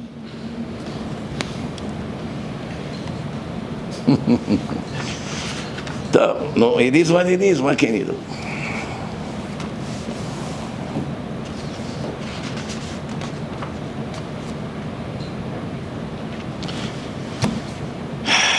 That's the concept of Issachar and Zvulun. Issachar sits and learns Torah, and Zvulun pay all the bills. Someone who's machzik Talmidei Chachamim, his merit is endless. One rich guy, businessman, used to sponsor Slobodka yeshiva, one of the best yeshiva of all time. Lots of musar and ethics came out of that yeshiva, and lots of holy Talmidei Chachamim. So one time they made a lunch, special lunch, and who was the rabbi over there? Rav Cheskel Abramsky Zatzal, one of Gdolei Ador. And they invited that rich guy. They say, why don't you come to the speech of Rav Abramsky, and after that you join us to the lunch. Special lunch, you know, respecting you. He came. He sits now, and Rav Cheskel begins to talk words of Gemara. Explain the Rishonim, Shitat Rashi, Shitat this, Shitat Tosfot, everything. The rich man, he knows how to make money and to build buildings. He does not exactly understand Gemara, especially when it goes so deep. So he sits over there and look at them like this is a bunch of Chinese people talking. He's bored.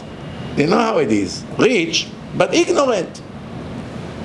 Tov, he sits over there 1 hour. He's starting to look at his watch, look around. What am I doing here? He's asking himself. And the Bachurei Yeshiva are in heaven. They're full of fire. And the rich guy is looking around. What's going on over here? I'm the only one who suffers here? He's about to choke. He said to the guy next to him, excuse me, how long do you think the rabbi will continue to talk? Meaning, how long this nightmare will go on? And the Bachur said, oh, he loves to talk. It's going to be very long. Wow. The rich guy, tough. Open up his tie, open his cufflinks, fold his sleeves, look around. Now, finally the shiur finished. Now they do the lunch, they give him good, nice food, this, that, everyone thank him how great he is, and thanks to him they learn Torah. So he is what? Issachar or Zvulun? He is the Zvulun, the sponsor. Issachar is the Bachurim that learns Torah. He sponsors them. What is the deal in Shamayim? Everything they learn count like he learned. So they learn now 4 months straight until summer break, Ben Azmanim. 4 months, 50 Bachurim from morning to night. Billions of mitzvot. All go to Uncle Sam's account. Jimmy, the American Jew. If you ask Jimmy, you are so rich in Torah. You have billions of mitzvot in your file of the highest level of Torah in Slobodka. You're such a giant chacham. You're probably even greater than Rashi already. With so much Torah you gain. There's 50 guys working for you. The rich man say, excuse me, off the record, if you show me how to read Rashi, I don't know. I get confused. Between the Leis, the Lamed, the Tzadi, I'm getting confused. So now I want to ask you a question. When this rich man will die, what are they going to do with him in heaven? In heaven you have unlimited levels of yeshivot of Torah. And over there, there's no obstacle. The neshama enjoy the greatness of God to the highest level, without fatigue, without laziness, without body ache, without headache, without worry about parnasa and your wife and your children and your enemies and the neighbors and the government and the army and the Arabs. None of that exists. Unlimited money you have, everything you need is you have. No one is sick, there's no hospitals, there's no more sicknesses, there's no more Arabs to murder us, nothing. Ideal world. And you enjoy and enjoy and enjoy and you gain with no limitation and no forgetfulness. There's no problem with concentrations. The brain over there doesn't exist. It's the pure soul without the brain, without the head, without the stomach, without all the headache. He has Crohn's disease, half of the days in the bathroom. You don't have all this. Pure, directly to the neshama. You know what pleasure it is? I know some of you who doesn't like to learn Torah in this world are wondering right now, what is this rabbi is selling us? We do everything we can to run away from learning. That's over here. Because over here you have other nonsense that the Satan pushed to your head. Soccer game, NBA game, big business, trip to Miami, that, wedding, birthday party, Kafkazi party, Bukhari party, Persian, Syrian, Ashkenazi, everyone with his preferences. But over there you don't have all this. You are a full addict to the Torah. Can't live a second without it. And it's just growing. It's like a snowball. Every day becomes greater than yesterday, and greater, and greater, and greater. Okay, now you took this rich guy from New York, tycoon in investment. He comes to the next world. He has a very high level, but he doesn't understand any Torah. He's going to be now with Rashi, Rambam. Rambam will say something. We'll sit over there. Don't there is some buildings over here to buy, to renovate? What am I doing here? No, maybe restaurant, Chinese restaurant here. Huh? Do you understand the problem that we have over here or no? So what's going to be with this rich man? The answer, Hashem download all the Torah of all the people that he sponsored into his neshama express for free.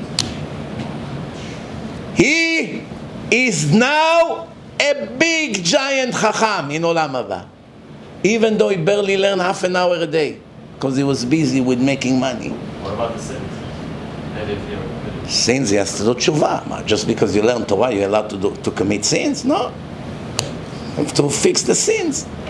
But obviously, the Torah is the greatest way to make a person a tzaddik. There's no better way. So, Rabotai, listen carefully now. Carefully, but carefully.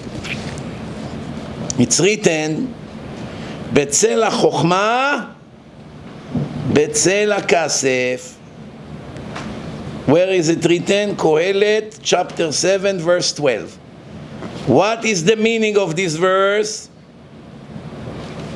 Under the wisdom, under the money.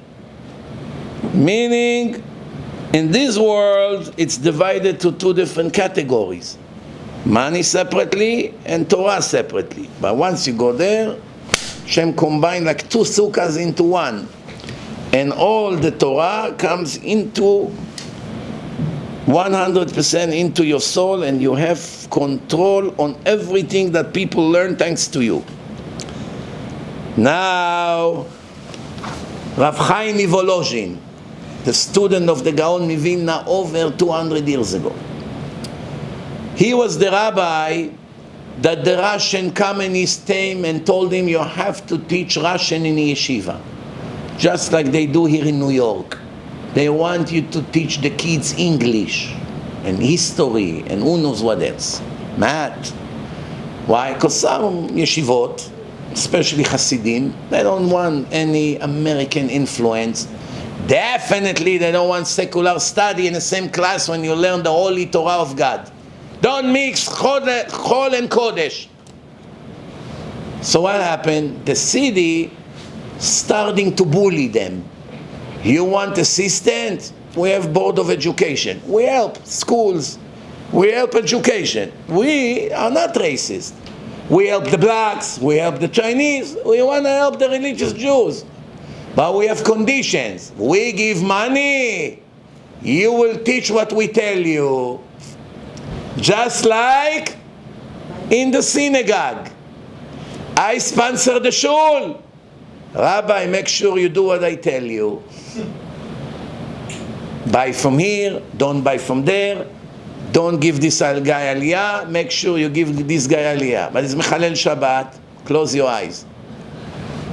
Don't get me angry. I just gave you $30,000 yesterday, no? Please, Rabbi, don't be ungrateful. Well, wait, you are the sponsor, I am the spiritual leader. We can compromise. Here in Israel, they try to compromise now. That's what's going on. So over there, Rabotai, they came to Rav Chaim Volozhin and say, if you're not going to teach Russian, we'll close your yeshiva. And he said, I'm not going to surrender to you.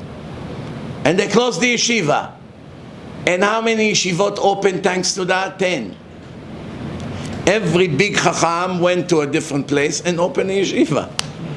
That's why they call Rav Chaim Volozhin Avi HaYeshivot, the father of yeshivas, plural. Why? Thanks to him being zealous to Hashem and not surrendering to the Russian wicked communists. Thanks to that, we got, instead of one yeshiva, 10. Or maybe more by now. So, Rav Chaim Volozhin, one of the supporters of his yeshiva, passed away. Before he passed, he asked Rav Chaim to learn Mishnayos for his neshama. Mishnayot, to learn Mishnah, to elevate his soul. Rav Chaim, of course, kept his promise and was learning Mishnayot for that wealthy supporter. But he learns deep until he came to one Mishnah and he got stuck. He had a big question and he didn't know the answer. Then he fell asleep at night. Shortly after he fell asleep, who came to him in a dream? That rich man, and told him the answer to his question in this Mishnah. Even though when he was alive, he didn't know anything. He didn't even know how to open the Mishnayot. And Rav Chaim Volozhin say, who told me the secret of this Mishnah? The person that sponsored the yeshiva. He went up to Shamayim, and here is the proof of what the Gemara said, that the Zvulun get full position. He owns all the Torah that people learn thanks to his money, which is also logically makes a lot of sense. So here you go, Rabotai. So don't eat your heart too much. Some wealthy people, they came to big rabbis and said, listen, I'm tired of working. I have enough money. I want to retire. And the rabbi said, no, I want to go full-time to yeshiva. I barely learn an hour a day. I want to sit all day and learn. I have enough money. I don't need to worry. You're not allowed. You have to continue to work. Why? Since when a rabbi tell a person, don't come to yeshiva? Unless if he's a liberal. For him, it's better he'll go to university. But a real kosher rabbi, when someone come and ask him, Rabbi, what do you think I should do? Should go to college or should go to a good yeshiva? What is the question? There's any dilemma here? But what with Parnasa? Again this question? Again this heresy? Again, where is the minimum amount of faith that Hashem fed us for 40 years in the desert without education, without college degrees, without hard work, first shift, second shift, night shift, 40 years, 3 million people ate and survived. It's a fact. Even the Goyim admit. Can you feed 3 million people in the middle of nowhere without education? What do you think? Okay, let's say who has a master degree, come, I'll give you a piece of bread today. Hashem, we never went to college. Okay, so you didn't go to college, so I'll starve you to death. Make sense? Only by heretics. Heretics think the more I'm going to go against Hashem's will, the more He's going to give me money. The more I will go with His command, the less He's going to give me good. Righteous person leave the stupid university logic aside and comes to only one conclusion. It can never be that I would listen to Hashem and make Him happy and give up all kinds of opportunities to make money by gaining a degree and finding a job in finance and who knows what. It cannot be that I'm going to give it up even though I have connection and they offer me a job and they give me some kind of scholarship, whatever. And I went to learn full-time Torah. And because I learned for 5-10 years Torah, Hashem prepared a long knife and stuck it in my back. Hashem, why are you doing this to me? How dare you not going to the Sodom and Gomorrah college and instead you went to the holy yeshiva? How dare you? Why, Hashem, I thought you'll be happy. What about Parnasa? I was counting on you. Don't worry, I was just joking. You're good. You think he's going to make less than someone else? Just today I got a call on the way here about someone I made Baal Tshuva a few years ago, and he went to medical school. And what he's about to do now? To marry a Spanish Goya. That's how everyone ends almost in college. Remember what I said before about the Israeli army? 5% stay religious, 95% become completely secular, and some anti-religion, not just secular, anti, to justify that they left Hashem and the Torah. In college, 1,000 times worse than the Israeli army. 1,000 times worse. Imagine 5 years sitting with all these not modest goyot over there. All day like this. Imagine look at all the gays around you. Imagine listening to all their curses 5 years from morning to night. Look at their lousy faces full of impurity. Look at the pork they eat in front of you. Look at all the lies and the deceiving and the politician and the lefty liberal agenda. Look at the gay parades. Look at the horrible things. Look at the movies they put over there. Look at the heresy they teach over there. And in the end, Baruch Hashem, you're going to make 60,000 a year because you have a degree. And Roman, the immigrant from Uzbekistan, already make more than you first month is in America, driving an Uber. But you are educated. We'll give you that. You are educated. Maybe one day you match your salary to Roman from Uzbekistan or Itzik from, Ashdod. Maybe. And if you will, wow, we are so impressed. You have an extra $50,000 saving because you are educated. Wow, fantastic. But you have no olam haba, you fool. You sold your eternity for a nice house, for a boat in a marina. But you don't have olam haba. That's what they forget to tell you. We want you to be educated. Do you have a professional for me, Rabbi? No. I have a bachur yeshiva, but he's better than professional. Why? His father is one of the richest Jews in the world. So you're going to have everything. You're going to have a big house, 5 maids, 3 cars, an unlimited credit card. So you worry about professional? I'm sorry. I want professional. I want professional. Between me and you, if you take the liberal Jews here in Manhattan, and you tell her I have twin brothers, both of them are very good looking, same face, same face, 2 Jews, one does not have any college education, makes $3 million a year. It's real estate, buying, selling. The other one, very educated dentist, make $100,000 a year. Who is she gonna take? The not educated $3 million a year, or the one that looks exactly the same but is a doctor? Dr. Cohen. Mr. Cohen, excuse me, Dr. Cohen. No, she wants professional. I seen it. No, I'm not joking. She wants the professional.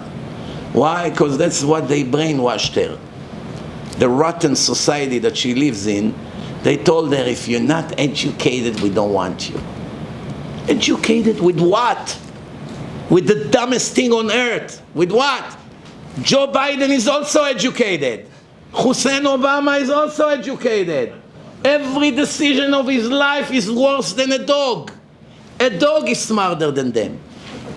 Marry men with men, helping people to change their sex, helping Iran to destroy the world, going against Israel. What is this?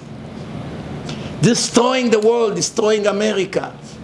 George Soros is also educated. Look what he did to the world. Very educated Jew. What did he do? He destroyed the world. The 2 people in our generation that made the biggest damage to the world are Hussein Obama and George Soros, Imach Shimam. Those 2 made a damage to the world that cannot be reversed. Cannot be reversed. But they're very educated. In Israel, all these people who scream every Motzi Shabbos in Tel Aviv, a lot of them are big doctors. What do they want? They want Israel to be given to the Hamas, that they will slaughter their children. They're very educated. They do everything they can to help Ahmed and Mustafa to come and kill us. They beg them, Ahmed, please help me, I'm helping you. that you can come and slaughter me. Educated, but dumber than a shore. You go to the Machane Yehuda in Jerusalem, you see the people that sell tomatoes. They didn't finish 8th grade, some of them. They already went to work with their father in the vegetables. Ask them ideological question. What's right and what's wrong? The guy from Machane Yehuda who barely know how to spell, he will answer much, much more accurate in the eyes of God than this professor. I put my life on it. So what do we see? The more sophisticated and educated and academic you are, the more wicked you are. And dumber. Dumb doesn't mean you don't know math. Maybe you're a genius in math. Maybe you're a genius in computer. Maybe you know the whole history of the world. No contradiction. Dumb means you make all the wrong choices in your life. Look at your marriage. Look at your children. Look at everything in your life. Look where you donate your money to. How many Jews gave more than $100 million donations to places that destroyed the world? To places that they teach that we came from the monkeys. To all kinds of funds that are very anti-Semite against their own people. How many? Look at Mark Zuckerberg. He gave hundreds of millions of dollars so far to charity in the last 20 years since he became a billionaire. Not $1 went to a good cause. Everything went to places that make Hashem furious. Not $1 went to a good cause. Same thing George Soros and many other Jews I know. They will put millions of the generous. They like, the Jews in general, they like to give donation. But to the wrong places. Why? When you don't have Torah, when you don't have a rabbi, that's what's going to happen. What do you think? And plus, you eat non-kosher food. You expect your brain to function? The Torah says when you eat non-kosher food, you become metumtam. Rashi explained, what does it mean metumtam? Your neshama become impure. The blood that is being created with in your body from the food you eat, the food is illegal. It's not legal to put it in your system. You're rebelling against God by eating cheeseburger, by eating pork, by eating shrimps and all the rest of the non-kosher food. It creates impure blood, contaminates your entire spirituality, and every time you see a question, ideological question, you always support the evil and you will go against the righteous. Always. That's why all these academics are pro-gay marriage, are pro-taking children and changing their gender even though they don't even know anything about life. They are pro-abortion, murdering babies just because their parents didn't plan to bring them to the world. So they're going to chop them with knives. And how many of them were Nazis putting babies in the oven and say, Dankeschön? They never forgot to say thank you. Oh, Hans. Oh, Dankeschön. I forgot yesterday to tell you. Dankeschön for what? That you gave me that little baby Jew to throw into the fire. Forgot to say thank you. And they did it while they're listening to Mozart and Beethoven. Pam, pam, pam, na, na, na, na. Another innocent baby into the gas. Educated. They were very educated.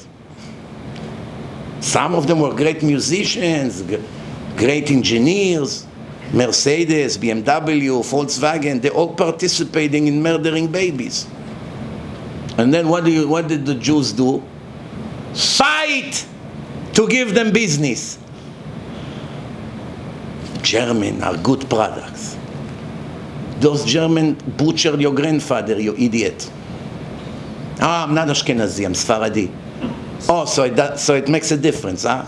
They murder a grandfather of your neighbor, another Jew, but not your grandfather because you came from Iran or I don't know from where. So, oh, that's okay. You see how dumb we are? So in reality, it is what it is. That's the situation. There are so many things we don't think about. How many of you thought today when you came here today, that this lawyer in a film that circulates in Israel is the hero of the moment. How many of you? Everyone.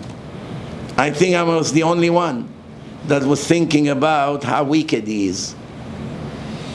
Why? Because he's a criminal lawyer.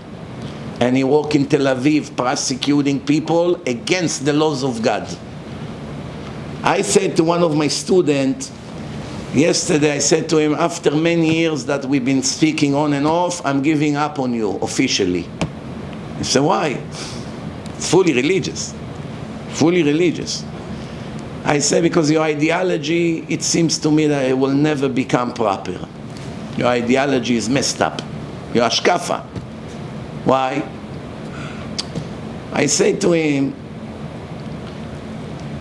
when we have a dilemma between a righty and a lefty, the lefty is a liberal Jew, hate Torah, hate Hashem, hate everything. The righty doesn't hate religion, it's not religious. Both of them are mechalel Shabbat. Both of them don't put tefillin, both of them don't eat kosher. But one is very strong right wing, and the other one is very strong left wing. Who do we like more?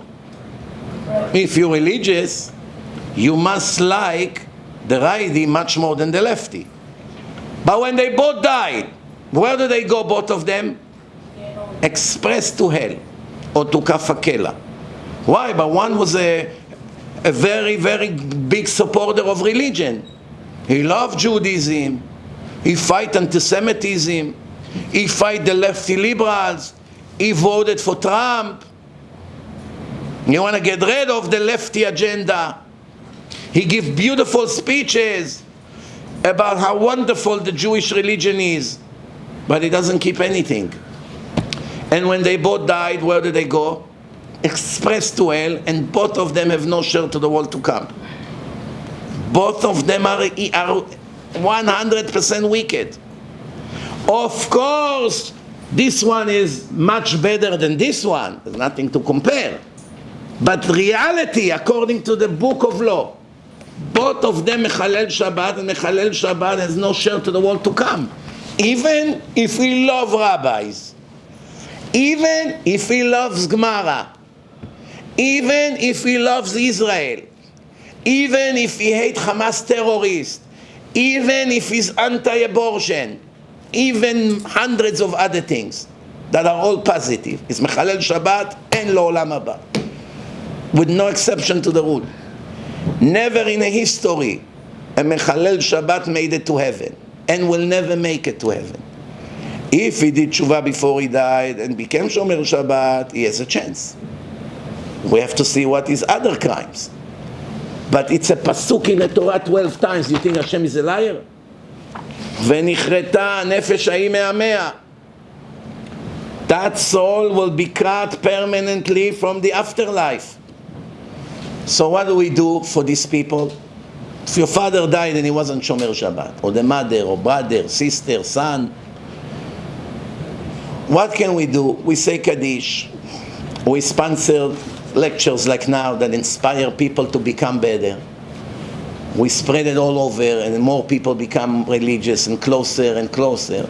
It helps the soul. And we have to hope that thanks to all the things we do for that soul, Hashem will go easy on the punishment, or will send them back in another reincarnation to get another chance. Because after all the reincarnation, if a person is still mechalel Shabbat, it's over, that's it. Okay, what about the wealthy man who sponsor, but he didn't keep it in his soul? He also won't have a share to the world to come. Even if he sponsor all the Torah in the world, if he's mechalel Shabbat, אין לו חלק לעולם הבא. מחלל שבת הרי הוא כגוי לכל דבר. Not only that, if you see what the big Talmidei Chachamim, the Kabbalists, say about it, that if you take money from certain people, not only doesn't count as mitzvah, that all the mitzvot that are done with their filthy money goes to the Satan, go to the Sitra Achra. I don't want to confuse you too much, but it's going a lot deeper than what you imagine. Baba Sali wouldn't take money from everyone. Some ראשי ישיבות separate the money. שומרי שבת, מחללי שבת. With the שומרי שבת, the sponsor Torah. The rest, they clean the yeshiva, clean the bathroom, replace the light bulbs, fixing all kinds of things, painting, whatever they need to do. Yeshiva have maintenance. They separate. How do you take from the Israeli government? Who say you're allowed to take from the Israeli government? Some say you're not allowed. Everybody takes. Oh, so I'll tell you why. When we take money from the government, we do not take it from the government. We take it from our brothers and sisters. The government is only the collector. It takes from Reuven, the Jew, and give it to Shimon, the Jew. I'll explain. All Jews pay taxes, right? Let's talk about Israel. All religious Jews that work pay taxes. All religious people pay sales tax. Everything you buy in a store in Israel, you pay 18% tax. You buy a house to your son, you pay 10% tax right away. If it's $1 million house in Bet Shemesh, $100,000 goes to the government from the sale. Everything you buy, they collect 18%, the government. Everything. There's almost no exclusions. If you have income, you pay 40, sometimes 45% income tax. There's a lot of religious diamond dealers, a lot of religious real estate tycoons, a lot of other religious, very, very wealthy people that money in their families for generations already, bankers and all kinds of people like that. They pay millions of dollars, each one of them, in taxes. All the taxes that are collected from the Shomrei Shabbat in Israel are billions of dollars every year, together. This money, a very small portion of it, go to the yeshivot. We don't take money from the Mechalelei Shabbat, from the lefty liberals who bark in the street against us. We don't want to look at their lousy face. We're not even allowed to take money from them. Why should we give them power? To destroy us faster? I should help people that want to kill me, that they should kill me faster? So why we take from the government? Because the government forces us to give them money. And they take too much money. Forget about all the corruption and how much they steal. I'm not even getting there. So whatever they take, thank you, we'll give you 10% back. You know what it's like? Protection. You know protection? I'll tell you what it's like. You have the Arab murderers in Israel, all over. They come to your business. Hi, Shalom. Ani Rafi. What's his real name? Rafik. My brother is Rami. What's his real name? Huh? Kitzur, Rabotai. Yusuf become Yossi. They come. We are your new partner. Every Sunday we will come. And you're going to give us 10% or 20% from the income of the business. You show us in a cash register how much you made, and you're going to give us 10 or 20%, depending how greedy they are. And in return, if you ever have a problem with anyone, we will protect you. We're selling you insurance. No, I'm okay, thank you. Thank you, Rami. Thank you, Yossi. Thank you, Rafi. No problem, I manage. No, you didn't understand. We're not asking if you're interested. We are informing you. Almost every business in Israel pay protection. Almost everyone, all over. There are 20 Arab families, each one of them have hundreds of soldiers. Like a mafia group, multiplied by 20 known family, and they go from business to business. And if you refuse to pay, if you have buses, the next day 12 buses are on fire. Or your house is on fire. Or your child disappeared for all day. And they send you a message, hi, remember me? Did your son come back home? What, do you have my son? Don't worry, your son is already home. We will come Sunday for our package. No cups. No cops, the cops work for them. They take the cops and they give them money. The cops help them. If finally there is somebody wants to press charges against them, the cop makes it go. He works for them. He gets money. That's how it goes. A corrupted place without Torah, that's it. It's Sodom and Gomorrah. That's reality. You hear over here what you probably never dreamed that you're ever going to hear. But that's the reality. I hear it from inside, from people who are victimized by this. That's what they do. So what do? They take from you 20,000 shekel, and one day if you have a problem with someone, you call them, and they come and say, don't worry, we took care of it. That's exactly the Israeli government. They're going to take from you 18% from everything you buy. They're going to take 10% when you buy a house. They're going to take 45% from your income tax. And in the end, they're going to give you back less than 1% of what they charge and drink your blood. Call you parasite, useless, go to work. Why we have to give you money? That's what they do. To know the truth.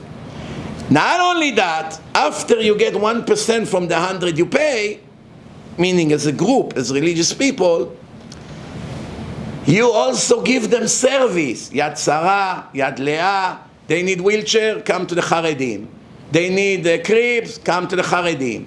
Someone is cancer patient, come to the Haredim. Someone needs a special surgeon somewhere in the world, come to Rafirer. Someone just got exploded in a terror attack, the Haredim will clean it up. Zaka, quickly, pick up the head. You need a funeral, the Haredim. You need to get married, the Haredim. You need tefillin, Sefer Torah for your parents, the Haredim. Haredim are their servants. They do everything for them. And what do they get in return? Every second a knife to the heart and to the back. And they give you 1% from the 100% they steal from you, and they blame you for being a bloodsucker, sucking our blood. On prime television, the roast, she say, until when they will suck our blood? Just like Nazi Germany. This is right now the situation in Israel. The good news is soon it's going to be all over. When the Mashiach comes, every one of them will get exactly what they deserve. We don't have patience. We want to see it already. But we're going to need to have more patience. I want to finish. The best investment, to conclude what I just told you, from any other investment in the world is investing in the Torah. But if you have a choice to be Issachar or to be Zvulun, what's better? Issachar is better. You may ask, I don't get it, it's a contradiction.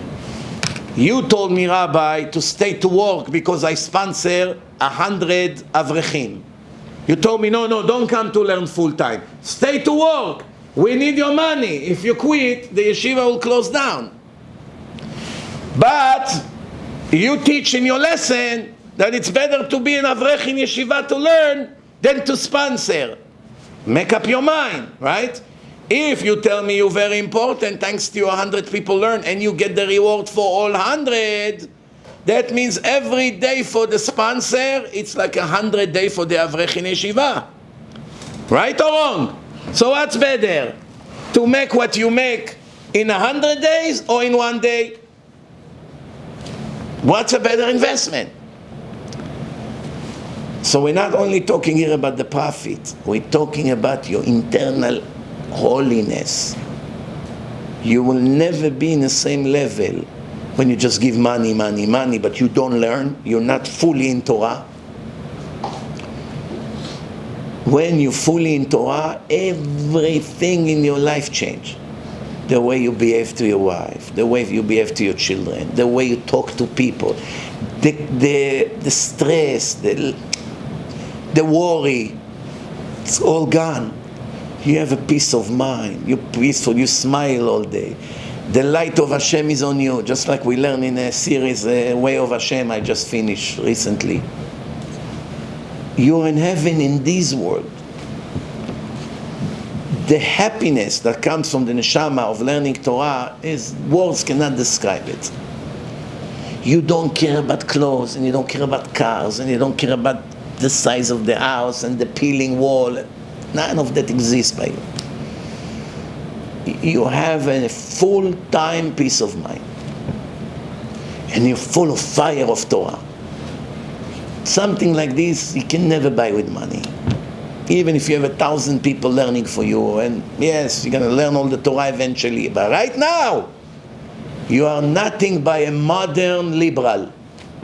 Maybe not a lefty liberal, but you're still modern. Yeah, Rabbi, I'm a businessman. That's why you don't know halachot. That's why you watch all your stupid shows. That's why you are addicted to sport. And that's why you care about your watch and your car and you replace it every 2 months, because you are empty from inside.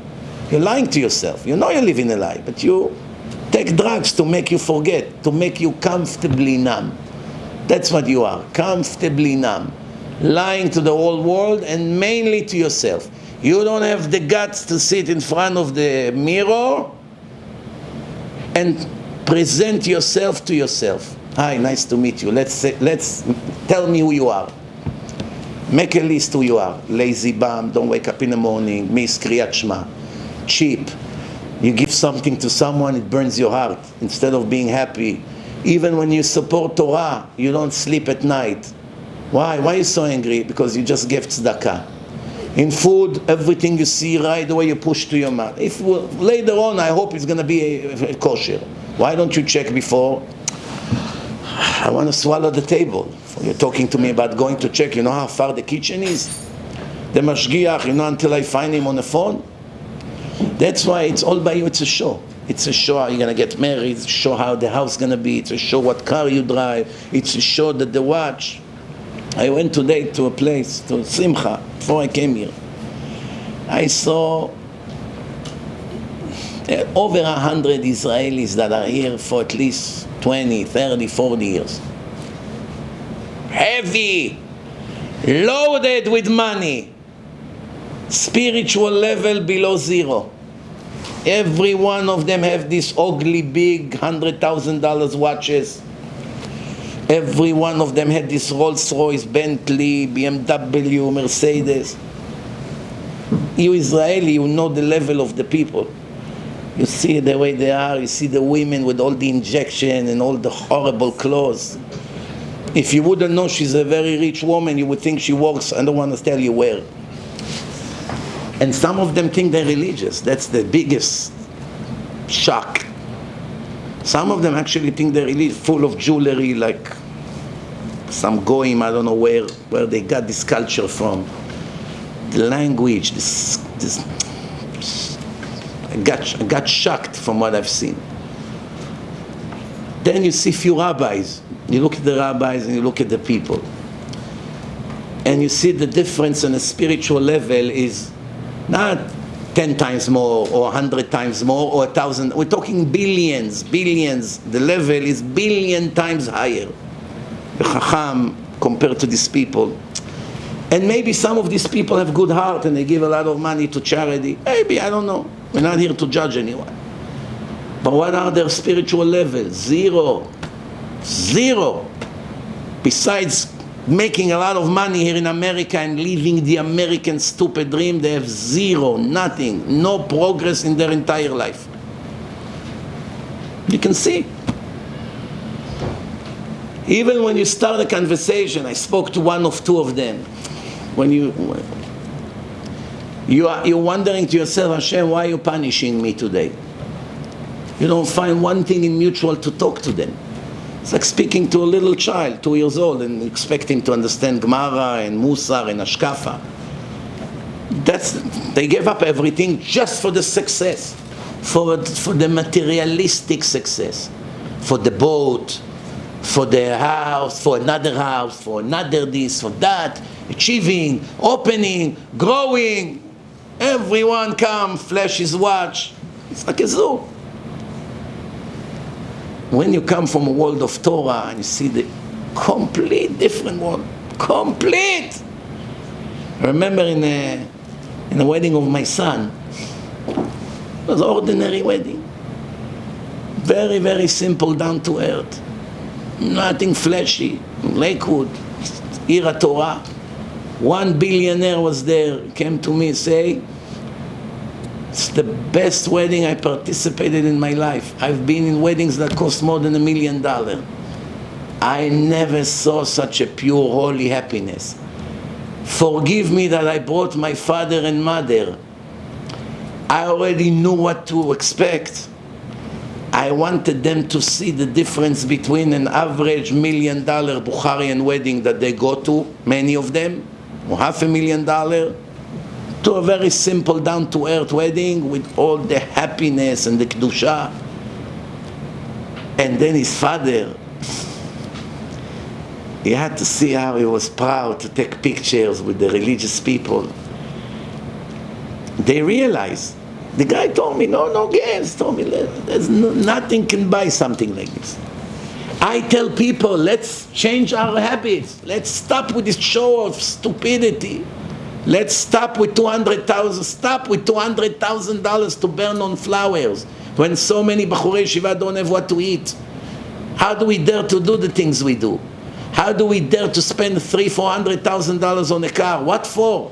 A $50,000 car doesn't drive from here to Zimbabwe back and forth? It will do the job, and it's pretty comfortable. Why do you need the best in the world? Why you need a 50,000 square feet house? 5,000-6,000, it's not big enough? 10,000? Wow, it's still a palace. No, not enough. Need a $200 million home. And what's going to happen with that? There is one like this in Caesarea in Israel. Prettiest house in the world. You have to see. They can't even sell it. Stam. They spend $30,000 a month to maintain it with all the workers. Looks like a palace. The person that built it, what did he do over there? Sleep on a bed. No. When you sleep, you enjoy the palace you in? When you snore now, do you care if you snore on $1,000 bed or $100,000 bed? Do you care if your room worth $10,000 or $300,000? Does it make a difference? Shtuyot. Look, you have to see how much time they put into it. One person told me, it took me 10 years to build this home. 10 years. You know how much time you have to put into it? Designer, architect, choosing color, choosing tile, choosing marble, calling Italy, calling. Your entire life. Go to this stupid house, and in the end you're going to be punished for every dollar you burned there. Not only you didn't enjoy it in this world, not only so much ayin hara came on you and destroyed your entire family, and your children will kill each other after you die for the money. When you come in front of Hashem, only then the punishment will begin. I always encourage people to remember the words of Oskar Schindler. Remember him? The guy that saved the Jews in the Holocaust? They have a movie, Schindler's List. I watched it 30 years ago. I remember 1 minute from that film. Besides that it was horrible Holocaust scenes and very depressing and scary. But I remember a moment that he was walking in the end, when all the survivor Jews standing over there, and he started to scream, why did I need this watch? There will be another 10 Jews. Why did I keep this? This would be another 50 Jews. And this car will be another 100 Jews. And this will be another 10 Jews. Meaning life, saving life. That's a goy. In the end he did cheshbon nefesh. I haven't done enough. I could have saved another 1,000 Jews from burning. For that stupid Swiss watch that I kept, for that extra car that I could get rid of, from this statue that I had, some art painting or something. When these billionaires will come to Shamayim and Hashem will show them how much they spend on art, $100 million on a statue, $30 million on a painting, and then Hashem will show them how many rabbis over the years begged them to help the yeshiva, and how they did not want to help ever. But they were very generous in the auction. 10 million, 12, 15. He goes with millions like it's quarters. But then when the rabbi come and said the yeshiva is in a $7 million debt, we have 7,000 students, the big yeshivot. We are in a deficit of 7 million. In the auction, in a second, he would raise by 7 million. In a second. And 7 million, you expect me to pay it? I'll be very generous, I'll give you $18,000. If you wouldn't know what is it about, you heard that Mr. X gave the Rosh Yeshiva $18,000 check, you'll be so impressed, wow. But after you see how he burns money on his stupid painting, ketchup on canvas, $100 million. A stupid naked woman statue, $2 million. To be in a field, in a backyard. I remember I met one woman religious from my first film, Informatia Elokit, Israeli woman. She was taking care of a boy and a girl of one of the richest families in the world. They own the biggest chemical company in the world. The biggest. Own 100% without stockholders. Imagine how rich they are. So she told me, when the old man was still alive, she told me, you have to see, I walk here, he has a house in, I don't know, Salem, somewhere, I don't know where it is. Salem. She told me it takes 20 minutes to walk from one side to the other. You have to walk and it doesn't end. But while you're walking on the driveway, you have statues. A lot of ugly statues. And she said that one of the people that worked there told her that each statue he paid more than $2 million. And there are dozens like them. Rain falls on it. No one looks at it. 2 million. 2 million. 2 million. 2 million. I make right now 50,000 Baalei Tshuva. $2 million for every one of these stupid statues. And what happened to that old man? Had a Chinese masseuse, woman from China. Married her and she took almost all his money. Chinese woman from Shanghai, I don't know, she came. She was giving massage. Tricked him, and in the end she took everything. Or most of everything. You understand what happened to these people? And now the hell begin. They will curse the moment that they got all these billions. Why? Sometimes we are jealous with these people. It's about time you realize their life is the worst you can imagine. Why? Because there is a price for this kind of life. They will get the bill. So far they didn't get the bill. When you go to a restaurant, you think 10 times before what you order. It's expensive. Give me this. No, can we give you this and this and that? No, that's enough. I'll be full. Why throwing $200 to the garbage? I'll manage with this only. You see a table next to you have 20 different plates. In the end, they don't eat more than you. 19 plates will go to the garbage eventually. And then they get a bill, $2,000. And you got 200, and he got 2,000. $1,800 went to the garbage. While you're eating, his table is very impressive. Are you jealous with him? No, because you know he's stupid. And because you know soon the bill will be put on his table. And now comes the price. Right or wrong? So why you worry about when you see all these billionaires? The opposite. If you had their money and you would be stingy and you would not make Baalei Tshuva and you will not donate to KIRUV and you will not sponsor yeshivot, you will be in the biggest mess of your history. Because Hashem is going to hold you responsible for all the tragedies that happened that could have been prevented. Especially when Hashem sends you people to knock on your door and to make a request from you and you turn them down. And now Hashem will show you every time you say no, or every time you were about to click the donation button, and in the end your Yetzer Hara convinced you not to, what would have happened if you actually click the button?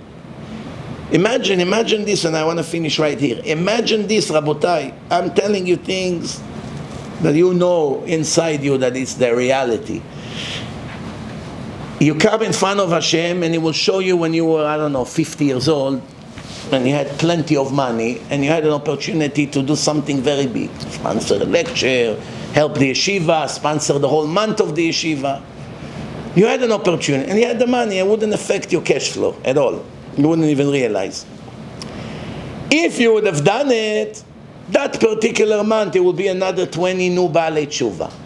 Now one of them one day will be the new Rav Ovadia. And it will be yours. All the Torah of him in the world will be all yours. Since you didn't click, where did the money go to?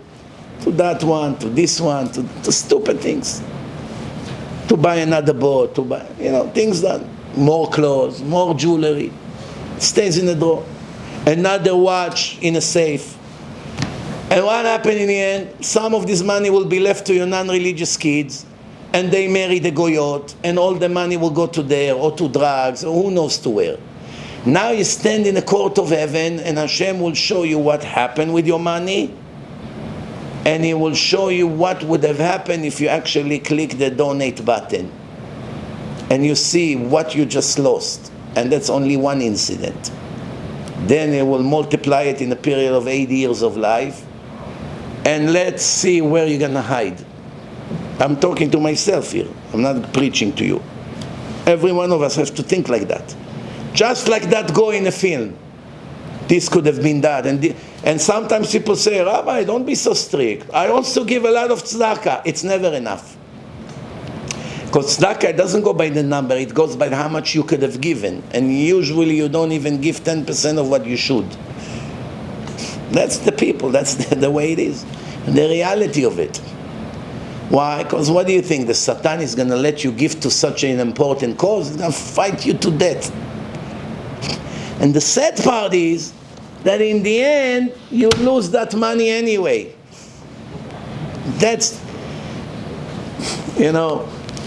one time there was a fundraising, and that year they sent personal invitation to every one of the people that give a lot of money every year in a dinner. They have annual dinner. One wealthy person, that was 2008. That year got wiped out. He had a big company for loans, mortgages, went bankrupt. They took away everything he had and he left without a dollar. Now the organization didn't know if to invite him to the dinner or not. For many years he was giving every year $100,000 donation each year. Now we know he's not going to give $1. Now if we don't invite him, it's going to look very bad. He's going to say, oh, when I was rich, they always make sure to invite me. Now they know I don't have what to give, so they throw me to the garbage. It looks terrible, right? It looks like ungratefulness. But if we invite him, he will feel horrible that all the other people give, and he sits there like nothing, and he cannot even give $1. So they asked the rabbi, what should we do? The rabbi said, when you don't know what to do, you do nothing. Shev ve'al ta'aseh adif. What do you mean? We don't send him an invitation, and we don't tell him not to come. Let's see what he's going to do. If he will show up, we treat him like a king. If he won't show up, and later he's going to ask why we didn't invite him, we will apologize and say we didn't want to embarrass you. Because we knew your financial situation, we didn't want you to feel bad. We apologize. We're still very grateful to what you did. There's a way around it. One day before the dinner he called. How come I didn't get an invitation this year? That's the phone call you were afraid the most. How come you never invited me? Oh, we didn't know if it will upset you or not, because we know that you're running through difficulties. Invite me. I want to be there. Not only I'm going to be there, I want to be the first person that speak.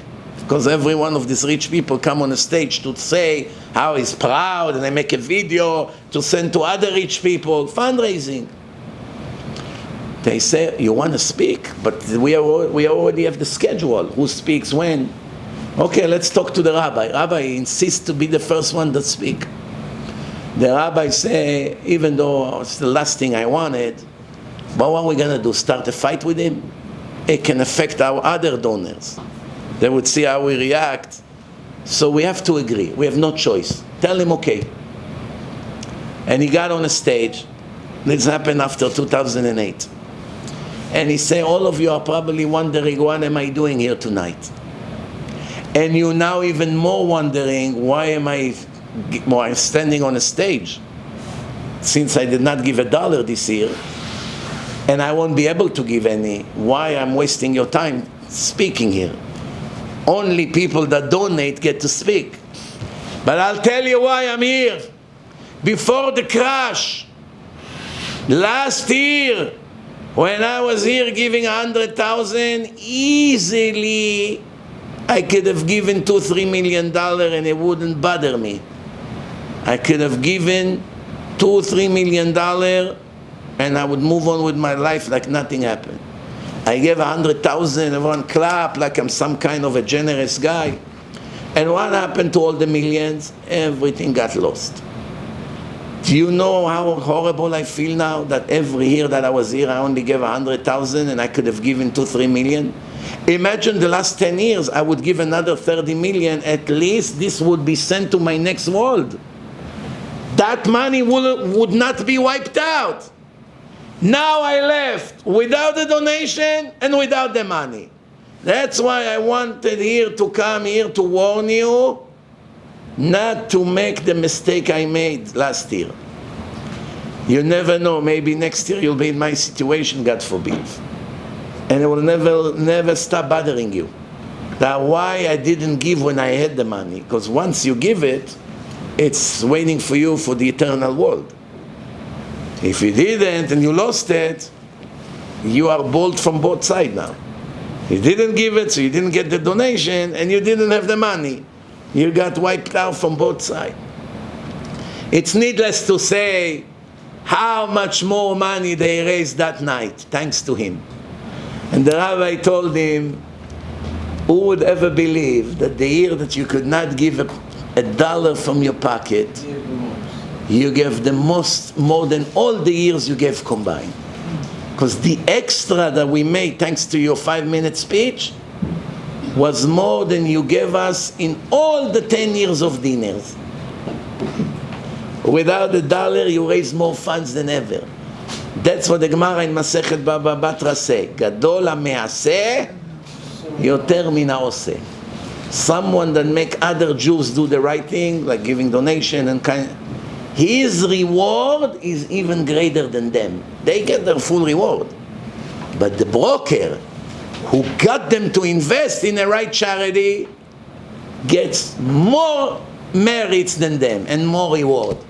Even though the money came out of their pocket, not his pocket, the fact that he explained to them and chased them and made them donate, he gets more than them. That poor guy that became poor overnight gave more money than all of them that night, because all the extra that they gave count like he gave. Multiplied by how many rich people were there that dinner. And now he goes to Olam Haba, and he has maybe 10, 20, 30 million extra that he just gave after he became a homeless. Do you understand what's happening here? When he was a rich multi-millionaire, he gave. When he became a homeless, he gave 10 times more. If I would ask you a quiz, do you know someone that was rich, gave tzedakah, and after he became homeless, gave 10 times more? You say, no, that's not possible. It's the other way around. But that's really happened. Gadol ha'me'aseh yoter min ha'oseh. Thank you very much. Baruch Adonai לעולם, אמן ואמן. רבי חנניה בן הקשיא אומר,